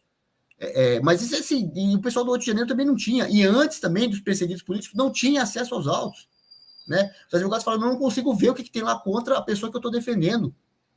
Então, assim, você precisa resolver o problema que é soltar. E para soltar, não adianta nesses casos, vivemos uma ditadura. A estratégia jurídica não é colocar um argumento jurídico. Eles foram presos sem base na lei, porque é uma ditadura. Então não adianta você esfregar a lei na cara do ditador, que ele não vai ligar para isso. Não adianta argumentar. Então você tem que pedir clemência e solta. Não está reconhecendo o crime. Não está reconhecendo o crime, não. Né? Aí tem umas tecnicidades jurídicas que... Negócio lá aí a transação penal é outra coisa, 9.099, você suspendeu o processo lá, tem outra coisa, tem um caso lá de admissão de crime, mas não é isso. Você pedir clemência é diferente disso. É dizer, solta, o coitado está sofrendo ali na cadeia, solta, vai morrer, morreu um já, depois que morreu o Clesão, soltaram 5 mais ou menos ali, né? Depois que morreu um, agora, aí você acendeu, foi mais combustível para a manifestação de rua, e isso afetou. A manifestação de rua foi feita na Paulista lá, pela morte do Clesão. Aí, olha, peraí, morrer um preso político na cadeia, que não cometeu crime, está acendendo manifestações. Então vamos soltar os que estão com mais problemas de saúde para não acontecer outro. Não foi por questão humana, não foi para cumprir a lei, foi para não dar corda para manifestação. Essa gente funciona assim. Como já dizia na época, o então deputado Bolsonaro já dizia, vagabundo só respeita o que ele teme. Tá? Então, vagabundo, alguns vagabundos aí, respeito que eles temem o que? Manifestação de rua. Temem que o povo vá para a rua em número igual ou maior ao que já foi no passado, lá nos 7 de setembro, antigamente. Eles temem isso, eles temem que em Copacabana seja ainda maior do que foi na Paulista. Isso eles temem. Então peraí, morrer gente na cadeia tá ajudando, tira, deixa os que estão com problema de saúde sair.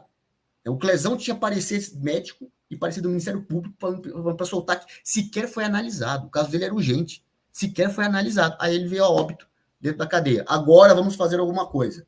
Né? Vai precisar morrer outro lá para fazer alguma coisa? Então é aquela coisa, vagabundo só entende linguagem de porrete, mas isso é para tratar com vagabundo. Só que não é só porrete. Você precisa de razão. Por que você está usando porrete? Dentro de quais limites legais, constitucionais está sendo usado o porrete? E quem tem legitimidade, hoje em dia você não tem lei no Brasil mais, desrespeita uma esculhambação, são as vontades de ministros, voto o que quiser. Essa votação de ontem aí foi absurda, mais uma absurda. Então, assim, você tem vontades, né? E quem tem mais legitimidade para ter vontade é o povo. O povo já demonstrou, vai demonstrar mais uma vez sua vontade ali em Copacabana. E aí, vamos caminhando no Brasil de hoje, que é assim que se caminha, tá, Gustavo? Eu botei aqui, o Barroso não percebeu que é só início, porque o Barroso quis dizer que é página virada. Essa é a tentativa do sistema, não falar mais do assunto, transformar o assunto em página virada. Mas muito pelo contrário, apesar dos sinais vindos pela imprensa, essa tentativa de mostrar de que tudo está ficando esvaziado, vamos ver isso aqui, ó. Deixa eu botar aqui na tela para vocês, deixa eu apertar o play, deixa eu aumentar meu volume para vocês ouvirem bem. Vamos lá. Grandão. O diálogo não foi capaz e nem possível de resolver. Fomos até onde pudemos, presidente Bito. Em relação à salvaguarda do direito da advocacia a fazer sustentação oral nos tribunais brasileiros, é que nós, todos unidos, na próxima semana, apresentaremos, governador, uma PEC no Congresso Nacional para que acabe de uma vez por todas essa discussão de que o que vale mais é o regimento de um tribunal ou é o Estatuto da Advocacia, que é regido por uma lei federal. E é onde está descrito todos os nossos direitos, as nossas garantias e o direito que nós possamos, da tribuna sagrada, da defesa, representar o povo brasileiro, retirando suas angústias, desfazendo as injustiças perpetradas contra o cidadão do Brasil. Nós vamos chegar lá.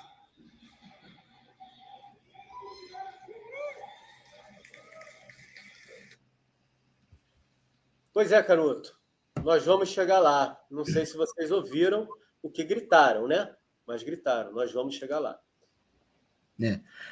Olha só, esse negócio da OAB, comentamos isso ontem, detalhadamente, lá no canal do Aliados. Convido você a ver o programa de ontem, para não ficar repetitivo, mas falamos bastante disso. Mas, em resumo, eu, como advogado também, o que eu tenho a dizer para o presidente da OAB é: faz o L agora. Ah lá, faz o L. Né? E como bem colocou o Alcenir aqui, tem eleição da OAB esse ano. O cara está no palanque. Agora ele começa um pouquinho a tentar defender a classe dos advogados. Coisa que a OAB menos faz. Faz política esquerdista. Órgão totalmente aparelhado. Faz jogo da esquerda. Agora que a esquerda está prejudicando toda a classe dos advogados, ele vem com essa de palanque, né? Uma vez, o Serra até falou do Lula na presidência, ele parece um presidente de ONG, né? Presidente de sindicato na presidência da República. É sempre atacando os poderosos, é sempre alguém acima que tem que... Amigo, não tem ninguém acima, você está acima, né? Então, o Alexandre de Moraes, não sei o que lá, para ganhar esse monte de aplauso aí, advogado, ele está fazendo campanha. Passou a eleição da OAB, vai voltar, ele se acalma de novo, né? Mas é o seguinte, defendendo a classe de advogados, aquele problema que porque o advogado não está podendo fazer sustentação oral nos processos ali, o que eu falei detalhadamente ontem na transmissão do Aliados, e que diferença vai fazer no STF? Os ministros já vão com a decisão pronta. É muito difícil, para dizer que é zero, é muito difícil na sustentação oral mudar alguma coisa ali. Né? Aí, como na prática é isso, o Alexandre de Moraes falou: não vou mudar meu voto, minha decisão já está feita, não precisa falar nada não, advogado, não precisa falar nada. Quer falar, vai se brigar muito, tá bom, quer falar? Liga a televisão e fala. Vai servir mais para o advogado aparecer, tudo bem, isso para a classe dos advogados, e profissionalmente muitos querem aparecer falando no STF. É só para isso, não é para resolver o problema do cliente, da pessoa defendida pelo advogado, não é para resolver isso. Para resolver o problema institucional no Brasil, o buraco é muito mais embaixo. A briga aí é por causa de espaço na TV Justiça para aparecer, né? Então, no fundo é isso, para não ficar repetitivo aqui, né, Gustavo? Não, a gente sabe que é isso, a gente sabe que ele está em campanha, mas a gente tem que tirar proveito dessas situações. Tem que questioná-lo, tem que pressioná-lo, tem que fazer ele dar uma série de declarações, compromissos, até para que lá no futuro, se ele roer a corda, todo mundo saiba que ele é um tremendo de 171, como a gente fala no popular. Nós precisamos disso, efetivamente, pelo certo ou pelo errado, ele está falando aquilo que nós precisamos nesse momento, que as pessoas despertem. O mesmo já vem acontecendo com a imprensa. A Folha está aqui, ó, até o Verdival, do Glenn Greenwald, que teve acesso, até me perguntaram aqui se a gente vai falar disso, sim, ele teve acesso a uma série de coisas, das ordens de censura, ao processo. Hoje ele compartilhou, destacando um texto do Hélio Schwartzman na Folha, né? Toda essa gente lutou para que o Bolsonaro saísse, para que o Bolsonaro fosse um Bolsonaro genocida, essa história toda que a gente já sabe. Todos eles lutaram para isso. Só que agora eles estão correndo atrás do prejuízo. E a gente precisa efetivamente disso daí. A gente precisa que as pessoas lutem pelo que é certo. Quando o cara luta pelo que é errado, a gente fala, você está errado. Se você está lutando pelo certo, eu quero você do meu lado. Quero que isso daqui seja a luta nossa. E ele fala lá, ó, o quão bizarro e perturbador é que a esquerda brasileira seja hoje a principal defensora da censura. Mostra que a robusta liberdade de expressão tinha sido, até recentemente, defendida pelas figuras mais influentes da esquerda. E aí ele coloca lá que como a esquerda hoje, na Folha de São Paulo, tem defendido essa censura. E é isso que a gente precisa até fazer, tá? As pessoas não podem entender que essa daqui é uma luta da direita contra a esquerda. Essa é uma luta pela liberdade no nosso país. Quem for de esquerda, quiser andar do meu lado, esteja lutando verdadeiramente pela liberdade nesse país, vai andar do meu lado. Eu não tenho a mínima vergonha de falar isso. Não tem mesmo. E nós não podemos ter. Nós precisamos pegar as pessoas que estão perdidas nessa confusão, e a gente sabe que tem muita gente perdida. Olha, a gente que se prepara para fazer essa comunicação aqui com vocês, eu não estou me colocando numa posição de melhor, não. Muito pelo contrário, eu acho que tem muita gente no chat aí que deve ter capacidade até bem superior à minha. A gente fica confuso. A gente que está assistindo aqui, que assiste outras coisas, a gente fica confuso. Imagina o afegão médio, como gosta de usar lá o Emílio, lá da Jovem Pan. Imagina a pessoa comum que se alimenta pelos meios tradicionais de informação, ainda que use a rede social, mas que vê o meio tradicional de informação e acredita na postura daquele jornalista. Imagina o tamanho da confusão. Então a gente tem que pegar essas pessoas e essas pessoas virem para o nosso lado. Olha, é censura, que eles estão tentando fazer censura. Não é pelo seu bem, não é pelo bem da nação. Eles estão se aproveitando disso para censurar. Eles estão se aproveitando de que você não gosta do presidente Bolsonaro para te censurar. Eles estão se aproveitando de que você é de esquerda para, no futuro, te censurar. A gente precisa falar isso para essas pessoas. As pessoas precisam acordar para isso. Mas, como eu botei na thumb, o que vem por aí? Vem mais coisa por aí, né, Canuto? Ontem o Arthur Lira sentou o cacete, né? Sentou o cacete no governo, na articulação do governo, e não vem dando sinais a esse governo de que está satisfeito. Muito pelo contrário. Agora ele deixou de forma muito clara que não está nada satisfeito. E é bom a gente lembrar o papel do Arthur Lira nisso tudo, né, Canuto? Na verdade, o Arthur Lira, ele não está descontente de agora, ele viveu um tempo descontente, e ele não está descontente sozinho. Ele expressa o descontentamento das lideranças do Congresso. Ele não, o presidente da Câmara, do Senado, de qualquer casa legislativa, gente, ele não age sozinho. O Pacheco senta em cima dos pedidos de impeachment. Ele não vai soltar os pedidos sem apoio das lideranças, da maioria lá do Senado. Ele não, essas declarações que eles dão, eles consultam as lideranças ali, 10, 15, 20, não sei quantos líderes, ele tem que ouvir expressar aquilo. Ele está expressando o descontentamento de toda a casa, né? A casa da Câmara dos Deputados. E aí ele vai e fala, realmente, está porcaria a articulação política do governo, está na mão daquele Alexandre Padilha, né? Ele fala que é o incompetente, não sabe fazer, né? Cadê a frase dele exata aqui? Mas, enfim, ele está criticando, e assim, quando ele chama de incompetente, ele ainda falou, ele planta notícias falsas, né? O presidente da Câmara disse que ele planta notícias falsas, e, enfim, é o PT sendo PT, querendo tomar todo o poder na mão dele, não dividir com a Câmara. O pessoal vai aguentando, e começou a se soltar. Isso é mais um sintoma do efeito Elon Musk, que foi o navio quebra-gelo que abriu, né, como eu vinha dizendo aqui, abriu o caminho, e agora você pode ver que, além dos perfis terem voltado lá no Twitter, as pessoas estão se soltando mais. Estão soltando aquilo que estava preso na garganta. Aquele grito que desde o 8 de janeiro estava preso, não podia falar. E o pessoal, agradeço mais uma vez, está elogiando a transmissão do Aliados ontem, que eu me soltei um pouquinho mais, estou falando coisa que estava presa na garganta. Depois do efeito Elon Musk, não sou só eu não, o pessoal está mais solto mesmo. Porque não pega o Elon Musk, vai... Sim, pode ser, vão pegar a gente, pode ser que venham na minha casa, a PF venha aqui na minha casa, mas na casa do Elon Musk não vai. Mesmo que ele venha no Brasil. Aí o Alexandre de Moraes, né, falou, o Supremo é corajoso. bota sua coragem em cima do Elon Musk, né? Faz que ele tá tirando sarro. O Elon Musk tirou sarro, e isso, assim, deslegitimou, não que tivesse legitimidade do STF, mas isso mostra, assim, deslegitimou perante aqueles que ainda respeitavam o STF, tinham medo. Para essas autoridades públicas aí, autoridades, gente da Polícia Federal, Forças Armadas e outros órgãos públicos que estão cumprindo as ordens ilegais e inconstitucionais do STF como um todo, não só do Alexandre de Moraes, mas muito do Alexandre de Moraes, cumprindo essas ordens. Olha, meu amigo, tem um cara aí tirando o sarro dele, não acontece nada. Pega o Elon Musk, né? A saída dele, eles sabem que não vão pegar o Elon Musk. Então, por isso você vê o Barroso, assunto encerrado. Não está encerrado, não está encerrado, não. Nós vamos lembrar disso sempre. De que ele tirou sarro e mostrou, olha, ele não manda tanto assim, não. Eu não tenho medo dele, não vai acontecer nada comigo. Então, claro, possivelmente, o que eles vão fazer agora? Descontar nas tias do Zap, prende uma meia dúzia de tia do Zap ali que tiver em Copacabana, e o Elon Musk. Né? Então, na medida que o Elon Musk foi, se ele está falando, e a gente fala citando o Elon Musk está dizendo ali que teve fraude na urna eletrônica, tal, fraude na votação. É o Elon Musk está dizendo. Então, a gente consegue cita o Elon Musk e fala, ainda não falamos tudo, ainda tem mais coisa presa na garganta que a gente ainda vai falar um dia, mas por enquanto, com esse avanço do Elon Musk, já abriu caminho para que muita coisa venha a ser falada, ou melhor, volte a ser falada na internet, lembrando que a gente está transmitindo aqui pelo YouTube, pelo Twitter, né? Tem que ter o backup, né? Ali os dois, que possivelmente a gente possa ser censurado aqui, mas no Twitter a gente sabe que não vai ser censurado. Então, na medida em que a audiência for migrando para o Twitter, a hora que for todo mundo para lá, abandona essa plataforma aqui, isso vai se tornar obsoleto.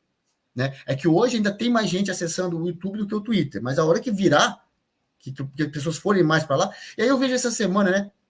Foi Soraya Tronic e uma outra lá do PT, da esquerda, não sei quem foi, estão fora do Twitter, né? Não vão mais participar do Twitter.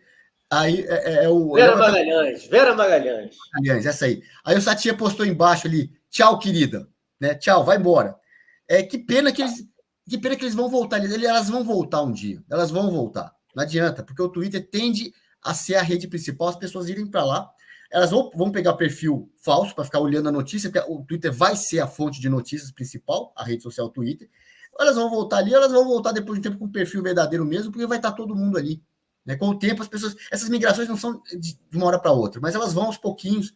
As pessoas vão chegando, na medida em que forem indo para lá, postando mais coisa ali, saem aqui da plataforma que faz shadowban, que faz censura, que não entrega, que esconde o conteúdo, que olha, que tem algoritmo para ver se o seu conteúdo é conservador, e se for conservador, deixa dentro da bolha, isso é o shadowban, você fica dentro da bolha e não consegue expandir. O Twitter não tem isso.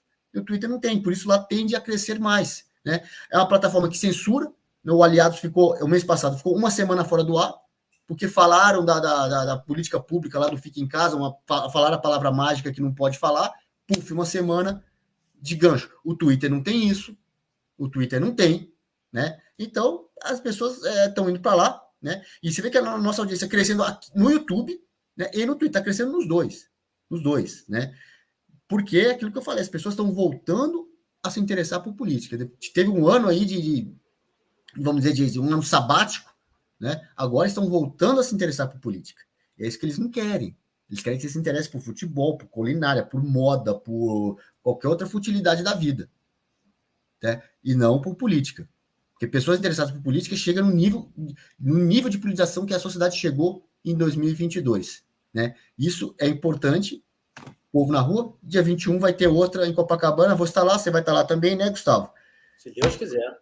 Vamos estar lá. Vou passar pelo posto 5, vai ter a banquinha lá do Partido Conservador coletando assinaturas, né? O nosso amigo Bernardo está tentando fundar um partido conservador no Brasil.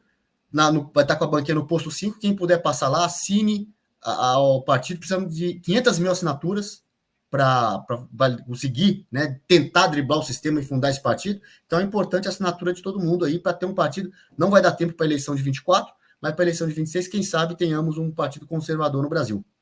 Né, Gustavo? É isso aí. Vou botar o áudio, não posso botar o vídeo por conta de direitos autorais. Vou botar o áudio aqui do Arthur Lira falando o que ele falou ontem. Prestem atenção. Foi vazada do governo e basicamente do ministro Padilha, que é um desafeto, além de pessoal incompetente. Não existe partidarização. Eu deixei bem claro que ontem a votação é de cunho individual. Cada deputado é responsável pelo voto que deu. Foi vazada. Tá aí, né, Canuto? Meteu a lenha, meteu a língua, falou, reclamou. A gente já sabe o que está para acontecer. Enfim, o Arthur Lira está muito insatisfeito e o Arthur Lira é o cara que tem a caneta na mão para algumas coisas, né? Para algumas coisas. Quer dizer que ele vai fazer essas coisas? Não, ele vai sempre trabalhar primeiro para ele. Mas eu não posso garantir, mas eu posso imaginar de verdade que ele é um daqueles políticos que não está nada satisfeito com o que possa acontecer com ele lá na frente. Essa é a questão. Eu vejo que ele é um daqueles que sabe, que tem uma noção exata do futuro, do que pode acontecer no futuro.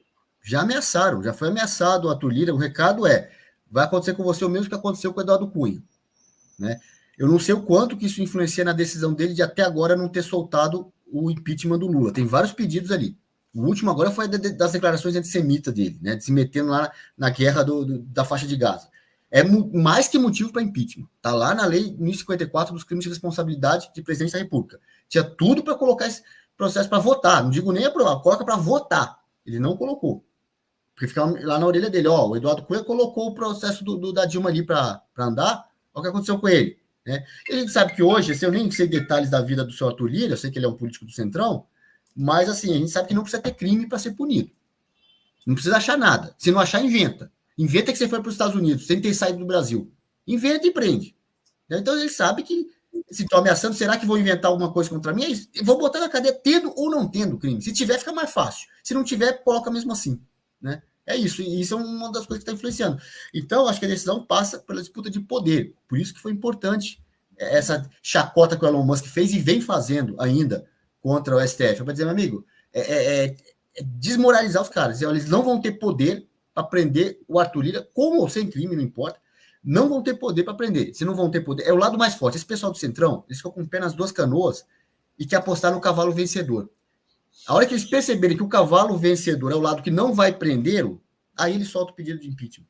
O dia que isso acontecer, esse é o fiel da balança, é isso que está pendendo na decisão. Não é ter ou não ter crime no Lula. Ali a gente sabe que tem. Mas o fiel da balança é a hora que ele perceber que ele está do lado mais forte, que vai garantir que ele não seja preso. Aí ele solta o pedido. Pacheco é a mesma coisa. Né? O Félix quer saber aqui, obrigado, Félix, pelos R$2. Que ponto do posto 5? Eu não sei. Não dá para determinar o ponto ainda, porque a gente nem sabe como é que vai ser a estruturação do caminhão, o gradil, como é que será toda essa organização ali. Mas estará lá.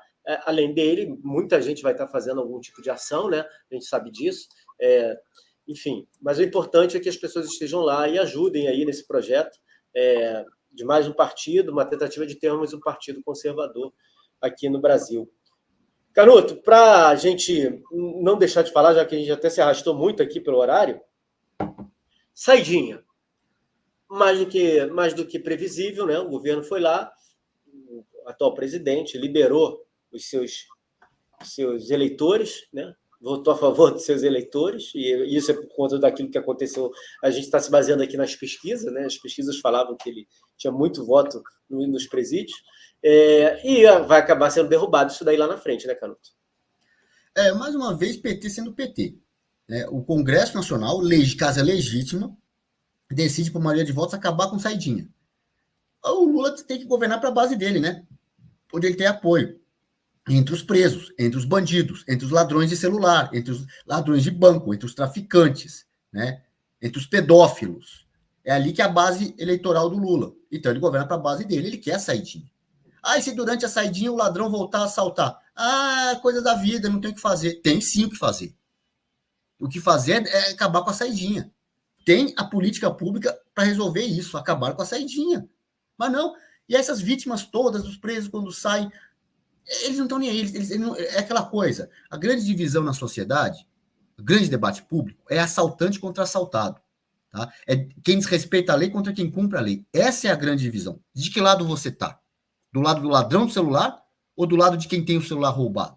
Como é que você se imagina, daqui até o final do ano, nos próximos 2 anos, você se imagina roubando um celular ou tendo o seu celular roubado?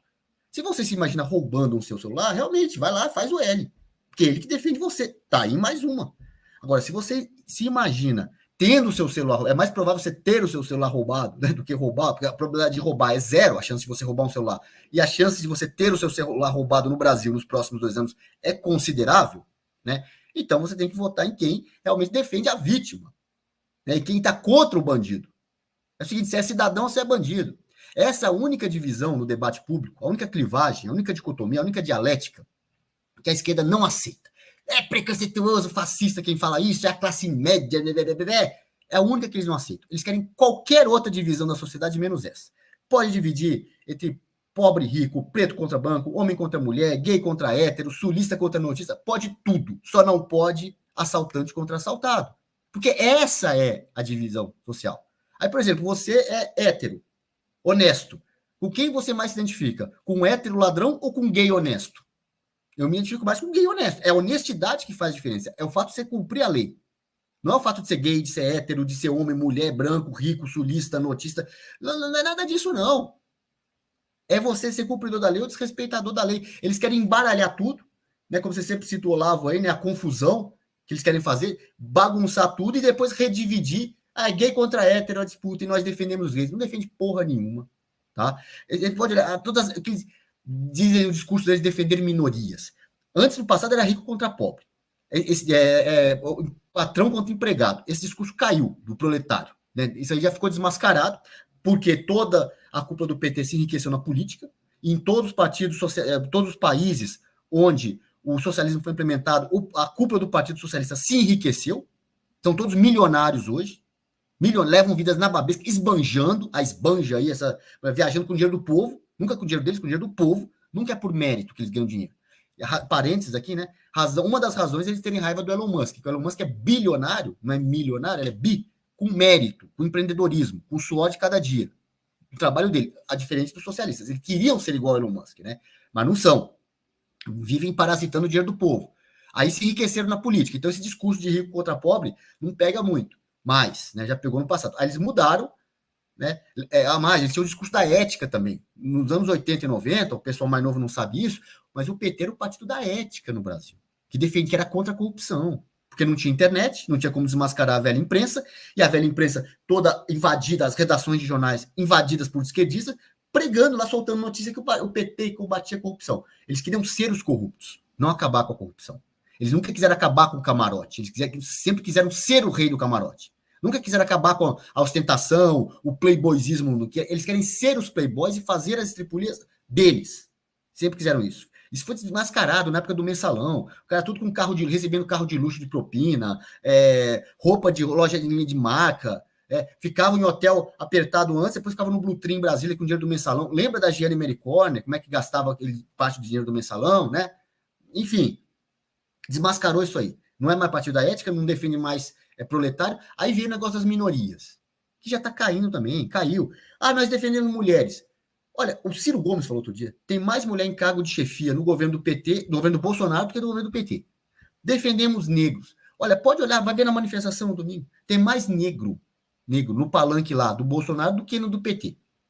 Gay é difícil dizer, porque muitos não são assumidos, tá? Mas tem muito gay de direita lá em cima também.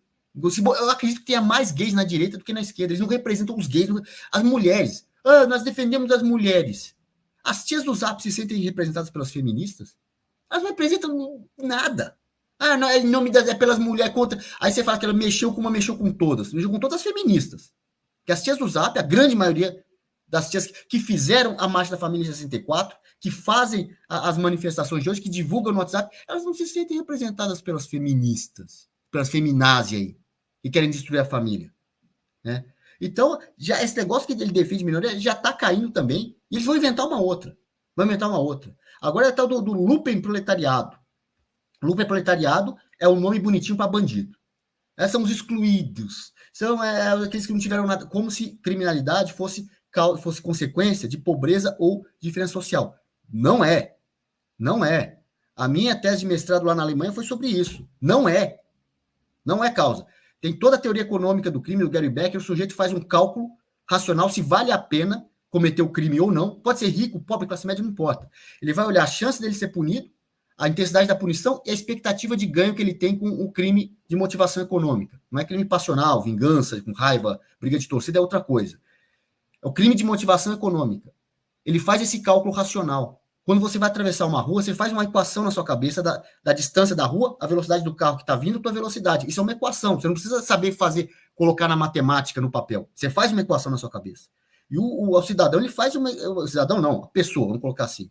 Porque quando o cara é bandido, não é cidadão.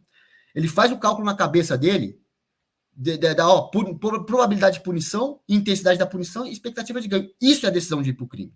Tem nada a ver com pobreza, diferença social. Tem a ver com caráter. Tem a ver com safadeza, com bandidagem. Tá? E toda essa bandidagem um dia se reuniu, né, e criaram no mundo inteiro os partidos socialistas, comunistas, que representam a bandidagem. Desde o começo. O Stalin era assaltante de trem na Rússia. O Lenin dizia que assaltar um banco não tem problema, o problema é fundar um banco. Assaltar o banco é normal, desde que o dinheiro seja para a revolução, claro. Se for contra a revolução, aí não pode. Né? Mas aí pode. E era financiado por banqueiros, né? Ele ainda era financiado por banqueiros. Financiado por banqueiros. E a expressão disso que a gente vê hoje no governo socialista do Brasil é isso. É a saidinha, né? Eu dei essa volta toda para voltar no mesmo ponto aqui, né, Gustavo, que você me perguntou, da saidinha de preso. Por que o Lula está dizendo que vai vetar o projeto que acaba com a saidinha, ele quer manter a saidinha de preso. Porque é o lucro proletariado, são os bandidos. Fundo no fundo, tudo isso que eles tentam mascarar é a grande disputa, o grande debate, a disputa política do Brasil de hoje. Bandido contra cidadão, assaltante contra assaltado, desrespeitador da lei contra cumpridor da lei. Essa é a diferença. Essa é a diferença e fica claro em medidas como essa de tentar manter saidinha para vagabundo, para não cumprir a pena dele. E não é só saidinha de Natal, não, saidinha de Dia das Mães. A Gisele von Richthofen lá, saidinha de Dia das Mães. Suzane von Richthofen lá. Sai no Dia das Mães. E não é só saidinha, não. É progressão de pena, é SUSIS, é livramento condicional. Tem vários outros artifícios na lei para o sujeito não cumprir a pena inteira. Progressão de regime. Ele não foi condenado a regime fechado? Ah, mas com um sexto da pena ele pode passar para o semiaberto. Ah, pelo amor de Deus. Que história é essa? Né? Enfim, né, Gustavo? É cidadão contra bandido. Essa é a disputa que a gente faz hoje. E os bandidos estão com a caneta na mão, bandidos estão aplicando a lei. Ah, nós que dizemos aqui quem é culpado, quem é inocente, e usa o caráter de bandido para aplicar a lei, punindo gente sem crime, punindo gente sem fato jurídico, sem ter feito nada. Tá lá. É o ponto a que nós chegamos hoje, pelo fato da direita ter cochilado, dormido durante décadas aí na história do Brasil. Acordou em 2013, com as jornadas de 2013, o Brasil acordou ali, e são 10 anos de luta, que se não tivesse tido essa luta nesses 10 anos, o Brasil ia estar muito pior hoje. Já estaríamos no estágio de Venezuela, de Cuba, com uma ditadura comunista 100% implementada. Nós estamos implementando, em fase de implementação da ditadura comunista. Já é ditadura. Já passou o limite de democracia para a ditadura. Vivemos numa ditadura. Ainda não é 100% ditadura, mas é ditadura. E agora, se a gente não agir muito daqui para frente, essa ditadura vai se consolidar mais ainda. Precisamos de todo o apoio do povo brasileiro para combater isso aí. Desculpa, Canuto. Ainda vou falar aqui, a gente vai falar ainda sobre o Eduardo Bolsonaro, o que ele está fazendo lá na Europa, tem uma questão específica dele para a gente falar. É importante a gente entender, né, o que nos trouxe até aqui. Eu gosto sempre de falar isso, eu gosto sempre de ter um olhar mais amplo. Né? É uma tendência natural nossa achar que alguma coisa resolve, um único ato resolve, o que está acontecendo é por isso. E não é. A gente precisa entender isso. O mundo no último século evoluiu demais. Evoluiu bastante. Né? Graças a Deus ele evoluiu muito. Materialmente, mas a gente teve uma decadência muito grande espiritualmente. E aqui não é papo de coach, não é papo de pastor de igreja, de teólogo, de padre ou de líder espiritual, não é isso não. Mas é a gente ter esse entendimento exatamente disso daí. Nós andamos para trás. A gente não pode nunca perder de vista que a humanidade ela evoluiu ela evoluiu com o passar dos anos, né, ao longo do tempo. E a sociedade que mais evoluiu foi a nossa, a sociedade ocidental, a sociedade cristã. E se a gente não tiver a consciência de que esses caras lutam exatamente contra essa sociedade, a gente fica perdido. A gente fica perdido nessa bagunça toda. No último século, uma série de tentativas se valendo da nossa base moral, se valendo da nossa base espiritual, se valendo dos ensinamentos cristãos. No último século, uma série de experiências foram tentadas falando em direitos. Em direitos. Cada dia mais isso fica claro para mim. Vejam só, hoje, nas maiorias das cidades, e tem uma decisão do Supremo em relação a isso, diz que você não pode remover um morador de rua, você não pode tirar esse cara, você não pode colocá-lo num abrigo, né? Você não pode levá-lo coercitivamente, inclusive, porque ele tem o direito e ele tem a liberdade. Nós temos que respeitar o livre-arbítrio dele, nós temos que respeitar a liberdade dele ficar ali. É verdade. É verdade, a pessoa tem direito de escolha, é a decisão dela. Mas vem cá, essa decisão não interfere no direito de uma série de pessoas? Não interfere na liberdade de uma série de pessoas? E eu não falo aqui da consequência, não falo aqui que aquele cara ali ele vai ser um ladrão e vai roubar alguém. Não. Eu falo no direito da pessoa se sentir tranquila, de viver em paz, de fazer uso daquele imposto caríssimo que ela paga no bairro onde ela mora. Então veja que várias coisas foram mudando, né? A relativização que a esquerda traz vai fazendo com que o pensamento das pessoas fique mudando, e a gente cai na confusão onde tudo é direito de alguém. Gustavo Gaia falou isso lá no Europarlamento, né? Nesse mundo onde tudo está maluco. E é isso. Eles conseguiram isso. Implementar uma dissonância completamente de raciocínio das pessoas, implementar uma dissonância de raciocínio das pessoas, enfim, uma confusão sem fim. É isso que a gente vive. E a gente não consegue compreender que a luta dessa gente toda é contra o que é correto, é contra o certo, é contra aquilo que foi construído já há 2000 anos atrás. Eu estou falando isso pelo seguinte, está aqui, ó. Essa é uma das matérias que a gente tem na revista desse mês, dessa quinzena. Quem é o Juvenal? Eu usei a figurinha aí da propaganda, que todo mundo conhece, né? Juvenal nem a pau.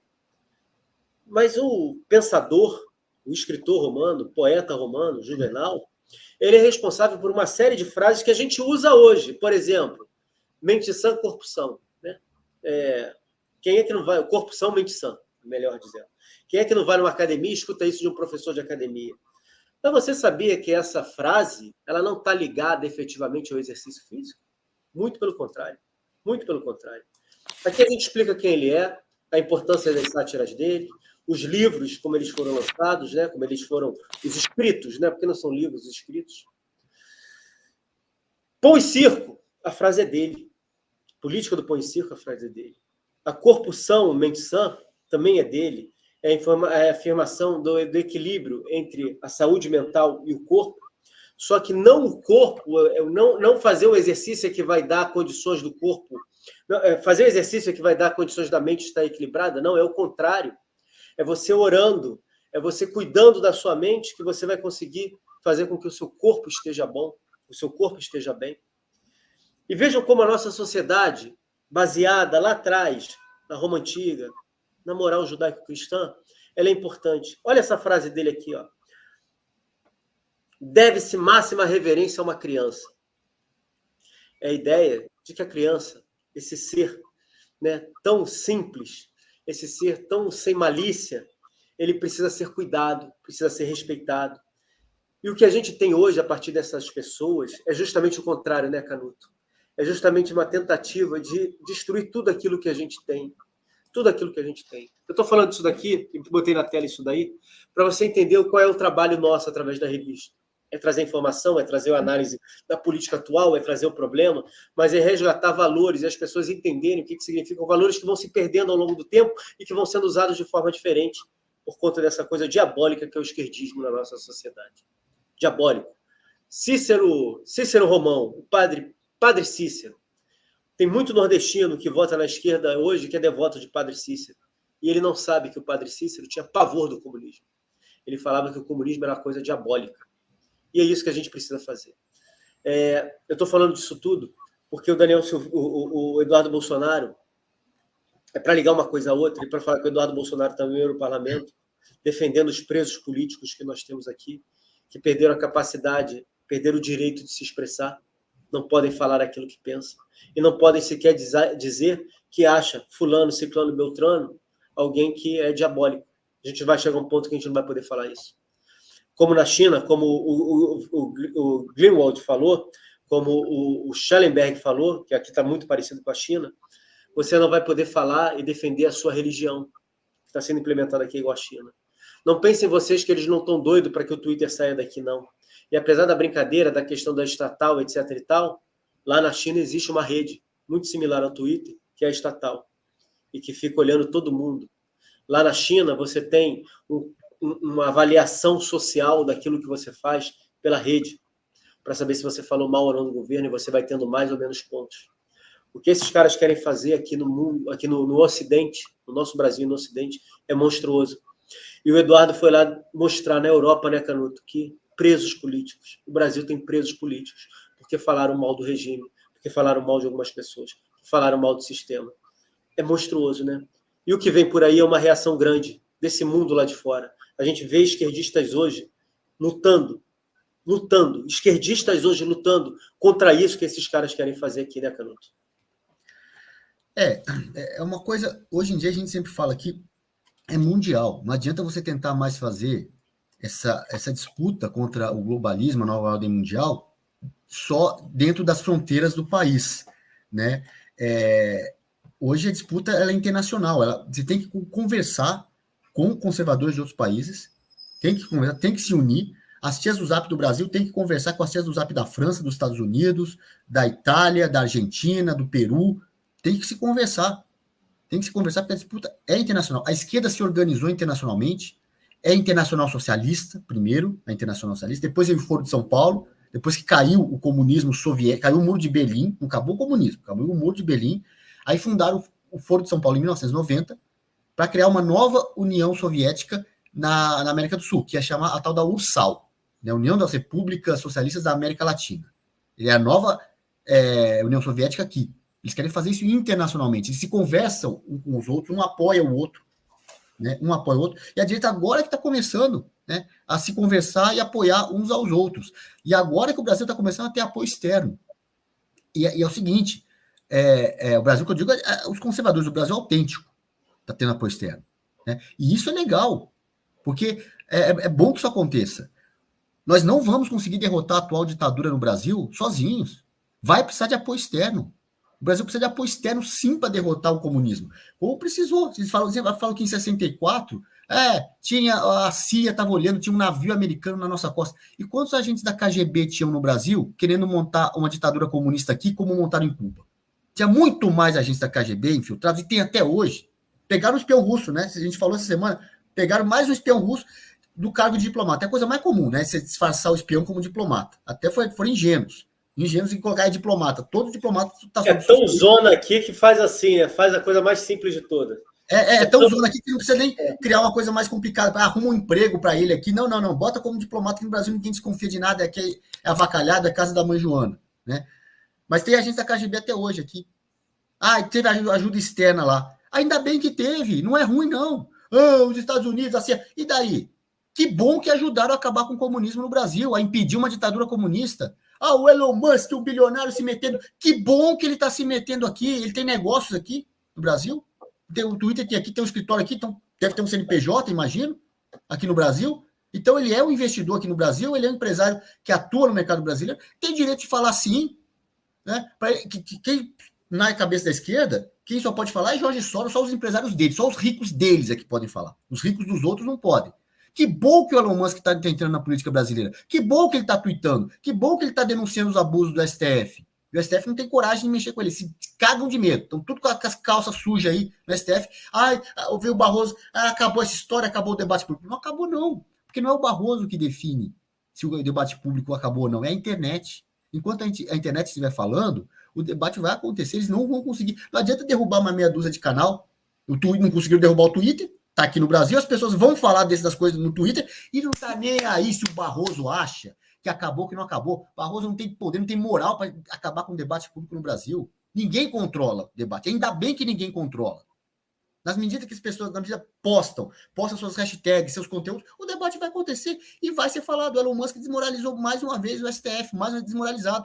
E não, descumpriu a determinação do STF e agora o STF não pode fazer nada contra ele. E aí, não acabou o debate público. Então, que a coisa é internacional. Ontem também, de novo, lá no Twitter, umas salas que se abrem lá para meia-noite, não sei que hora, bem tarde da noite, o pessoal abre essas salas. Teve o Elon Musk participando com brasileiros ali. Depois teve a sala, também, o outro foi aquele jornalista, que me esqueci o nome dele, entrou na sala também, discutindo, a discussão é em inglês ali, e o pessoal mostrando lá no Brasil está acontecendo isso. No Twitter, está todo mundo ali. Então não tem censura, o debate está acontecendo, é internacional, nem o Barroso e nem a velha imprensa que tenta pautar, o debate não adianta, eles tentam mudar de assunto, mas não, a internet fala disso, aí a velha imprensa tem que vir a rabeira e falar o que a internet está falando, só que eles falam enviesado, né? Elon Musk desafia a autoridade brasileira. Não, Elon Musk exerce o direito dele. A autoridade brasileira tenta, a ditadura brasileira tenta censurar o Elon Musk e não consegue. Essa é a notícia. Mas para Globo Lixo, para a Folha de São Paulo, Elon Musk, um bilionário estrangeiro, desafia. E sempre, de novo, né? Bilionário, riquinho, mimado, é sempre com um objetivo pejorativo. Né? Como se fosse feio ser rico. Se você ganhou dinheiro com seu mérito, com seu esforço pessoal, com suor de cada dia, com empreendedorismo, é bonito ser rico, é bonito você gastar o dinheiro do jeito que você quiser. Quer comprar 4 televisões para sua casa, você compra, sabe? Você quer ajudar as pessoas, você ajuda o pobre que você se quiser e qual pobre você quiser ajudar. Não é o governo que determina que você vai fazer isso ou aquilo, não. Socialista é louco para determinar tudo, é que ele quer mandar em tudo. Quer dizer, como ele não consegue estatizar a fortuna do Elon Musk, quer dizer, como que o Elon Musk tem que gastar o dinheiro no Brasil? Banana, não manda nada. Esquece isso que diz. Elon Musk quer dar internet de graça na Amazônia, dá. O direito dele, ele faz o que ele quiser. Faz o que ele quiser. Né? E não o que esquerdista quer que ele faça. De novo, aqui, eu acho que eu falei ontem no Aliado, falar aqui da ministra Margaret Thatcher. Nos anos 80, ela já dizia: todo socialista é um fracassado na vida que acha que as pessoas de sucesso lhe devem alguma coisa. E está aí a prova. 40 anos depois, a Margaret Thatcher é eterna. Está aí o socialista do Brasil achando que o Elon Musk deve alguma coisa para eles. Não deve nada. Deve uma banana. Mostra uma banana para eles. É isso que deve. Uma banana para socialista. Não liga para esses caras. Eles estão enchendo o saco porque eles têm caneta. Eles estão no governo, ocupando o cargo público, prendendo um monte de gente. Então, enchendo o saco. Uma banana para esses caras. A hora que essa caldo virar, e a política é uma roda gigante, nada é eterno na política, a hora que o caldo virar, vai caber à direita saber o que fazer com esses caras. Tem alguma coisa que vai ter que ser feita. Tá? Aí, Gustavo. Tá sem som? Peraí. Eu tô me lembrando, vou botar aqui na tela. Tava me lembrando, te mandei, né, Canuto? Ainda no ano de 2022, esse videozinho, consegue ver? Ah lá, gente, verdade pegando fogo. Né? Eu vou preparar esse vídeo para botar ele aqui, talvez na segunda eu coloque, para a gente falar. Porque a gente precisa fazer com que as pessoas que ainda não entenderam o que está acontecendo, principalmente aquelas que já foram do nosso lado, e que no final do ano, não estou nem falando das que abandonaram o Bolsonaro em 20, 21, não, mas no final do ano, acabou a eleição, não quero mais saber disso, não sei o quê, blá, blá, blá. Se lembrar. E esse vídeo aqui, estava tentando me lembrar, esse vídeo aqui falava daquele episódio do Macron conversando com o Maduro e marcando de se encontrar com ele em Paris. Você lembra disso? Você lembra? Você lembra? A gente esquece, né? Tanta informação que a gente esquece. E o presidente da Colômbia, o recém-presidente eleito, Petros também, vão encontrar lá em Paris, não sei o quê. Vejam só, hoje a gente vê essa tensão, a Venezuela invadir ali a Guiana, etc. e tal. Macron andando por aqui. É isso, minha gente. O Musk está trazendo agora para as pessoas entenderem que o presidente Bolsonaro fez o que podia e o que não podia, era cercado por um monte de víboras, por gente traidora, mas o negócio é muito maior, e essa gente traía ele porque sabia que tinha gente muito mais forte do outro lado. A gente precisa manter a fé nisso daí, a fé que a gente vai resolver esse problema com o passar do tempo e com a ajuda de todos.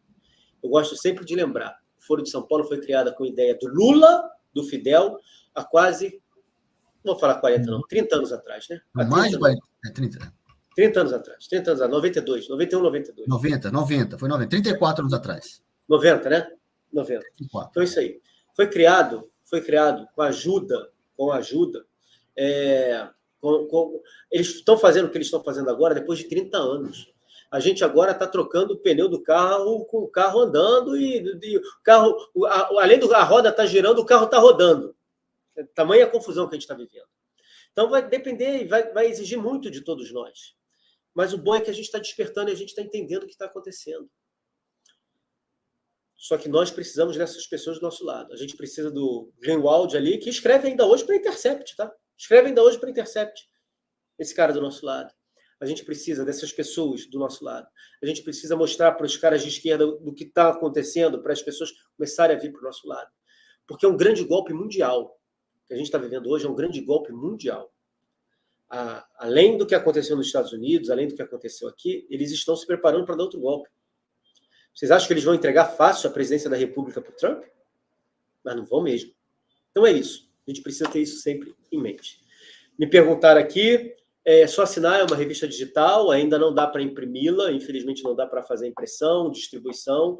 Se fizesse, não poderia ser do formato que ela é, com o número de páginas que ela tem. Cada edição sai com mais de 120 páginas. A gente tenta diminuir, não consegue, né? Porque é muito desgastante, fazer não é fácil. Então, é no site revista.com.br, é uma assinatura anual por R$ 9,90 ao mês, você pode dividir em 12 meses para você pagar mensalmente os R$ 9,90 ali. Quem quiser pagar no Pix também pode, quem quiser pagar de uma vez só, não tem problema nenhum. E é isso. Canuto, sextou. Sextou. Obrigado. Nós estendemos aqui, porque é sexta-feira, mas... Estou cheio de coisa para fazer. Estou editando a revista que vai sair na terça-feira. A próxima sai na terça-feira.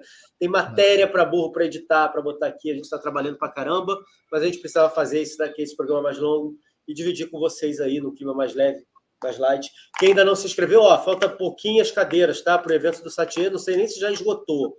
Acho que não deu nem tempo de lançar o vídeo oficial. O Satie vai lançar o vídeo oficial dele com o deputado Alan Lopes, vai lançar o vídeo oficial dele com o deputado Ramagem. Eu acho que não vai dar nem tempo. Então, quem não se inscreveu, se inscreva. Se ele soltar o vídeo é porque tem vaga. Mas corre lá, porque a gente sabe que tem pouquinhas vagas para o evento. E eu vou estar lá também no sábado. Eu vou estar lá quem vai estar aqui, exatamente, quem vai estar no Rio, na manifestação, vai lá, se inscreva e participe. Às 15 horas, na Tijuca, no Clube Municipal, o lançamento da pré-candidatura do delegado Ramagem, que vai estar presente no evento. É uma oportunidade de você dar um abraço nele, dar um abraço no Satie, dar um abraço no Alain, dar um abraço em nós que estaremos lá, enfim, da gente se encontrar. Obrigado a cada um. Peço perdão aí para quem teve que me aturar sozinho no início. Eu não gosto de falar sozinho no início, sei que não é legal, mas graças a Deus o Canuto chegou aqui. Aqui, Gustavo, você retrucou quando eu disse que o povo trabalhava no pão e circo para tomar o poder e aparelhar tudo. Ainda temos um circo, é fato. É verdade, nós temos um circo. O que eu falei é que nós não podemos tratar tudo como pão e circo e fazer com que certas indústrias, fazer com que certas expressões culturais sejam vistas somente como pão e circo. É esse o ponto. Foi nesse sentido que eu falei. Se você deixar tudo vira pão e circo, inclusive julgamento na Suprema Corte. As pessoas ficam ali assistindo. Vamos pegar a Lava Jato. A Lava Jato foi uma tentativa de fazer uma espetacularização de uma coisa como se fosse muito séria, mas foi, no fundo, um verdadeiro pão e circo que se valeu de coisas reais para poder levar ao poder um grupo. Só que não deu certo. A Lava Jato talvez sintetize como eles têm o poder de transformar tudo em pão e circo. E a gente não pode pegar coisas que são importantes para o ser humano e fazer com que essas coisas não tenham valor. Foi esse o ponto que eu trouxe. O esporte é uma indústria gigantesca que gera bilhões ao ano, que gera muito emprego e que hoje está na mão da esquerda. E eles chegaram lá falando o quê? Não, futebol não é para... As pessoas só querem saber do time de futebol, as pessoas só ligam para futebol, não ligam para política. E hoje eles tomam conta do esporte. A dramaturgia, a teledramaturgia, o caminho certo é a gente parar de ver novela ou a gente fazer novela com os nossos valores? Ou a gente fazer cinema com os nossos valores? Qual é o caminho correto?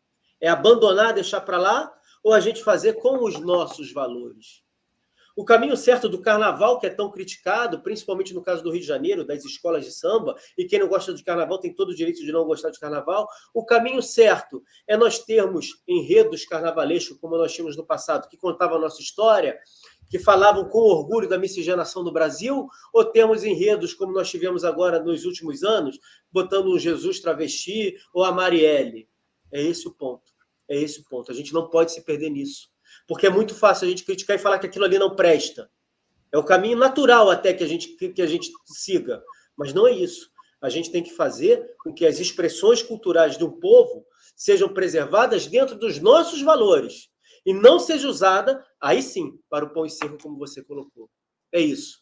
Meus amigos, um grande abraço. Canuto, fica com Deus. Também. Valeu. Segunda-feira a gente está em volta e hoje à noite tem lá o Jornal do Aliados.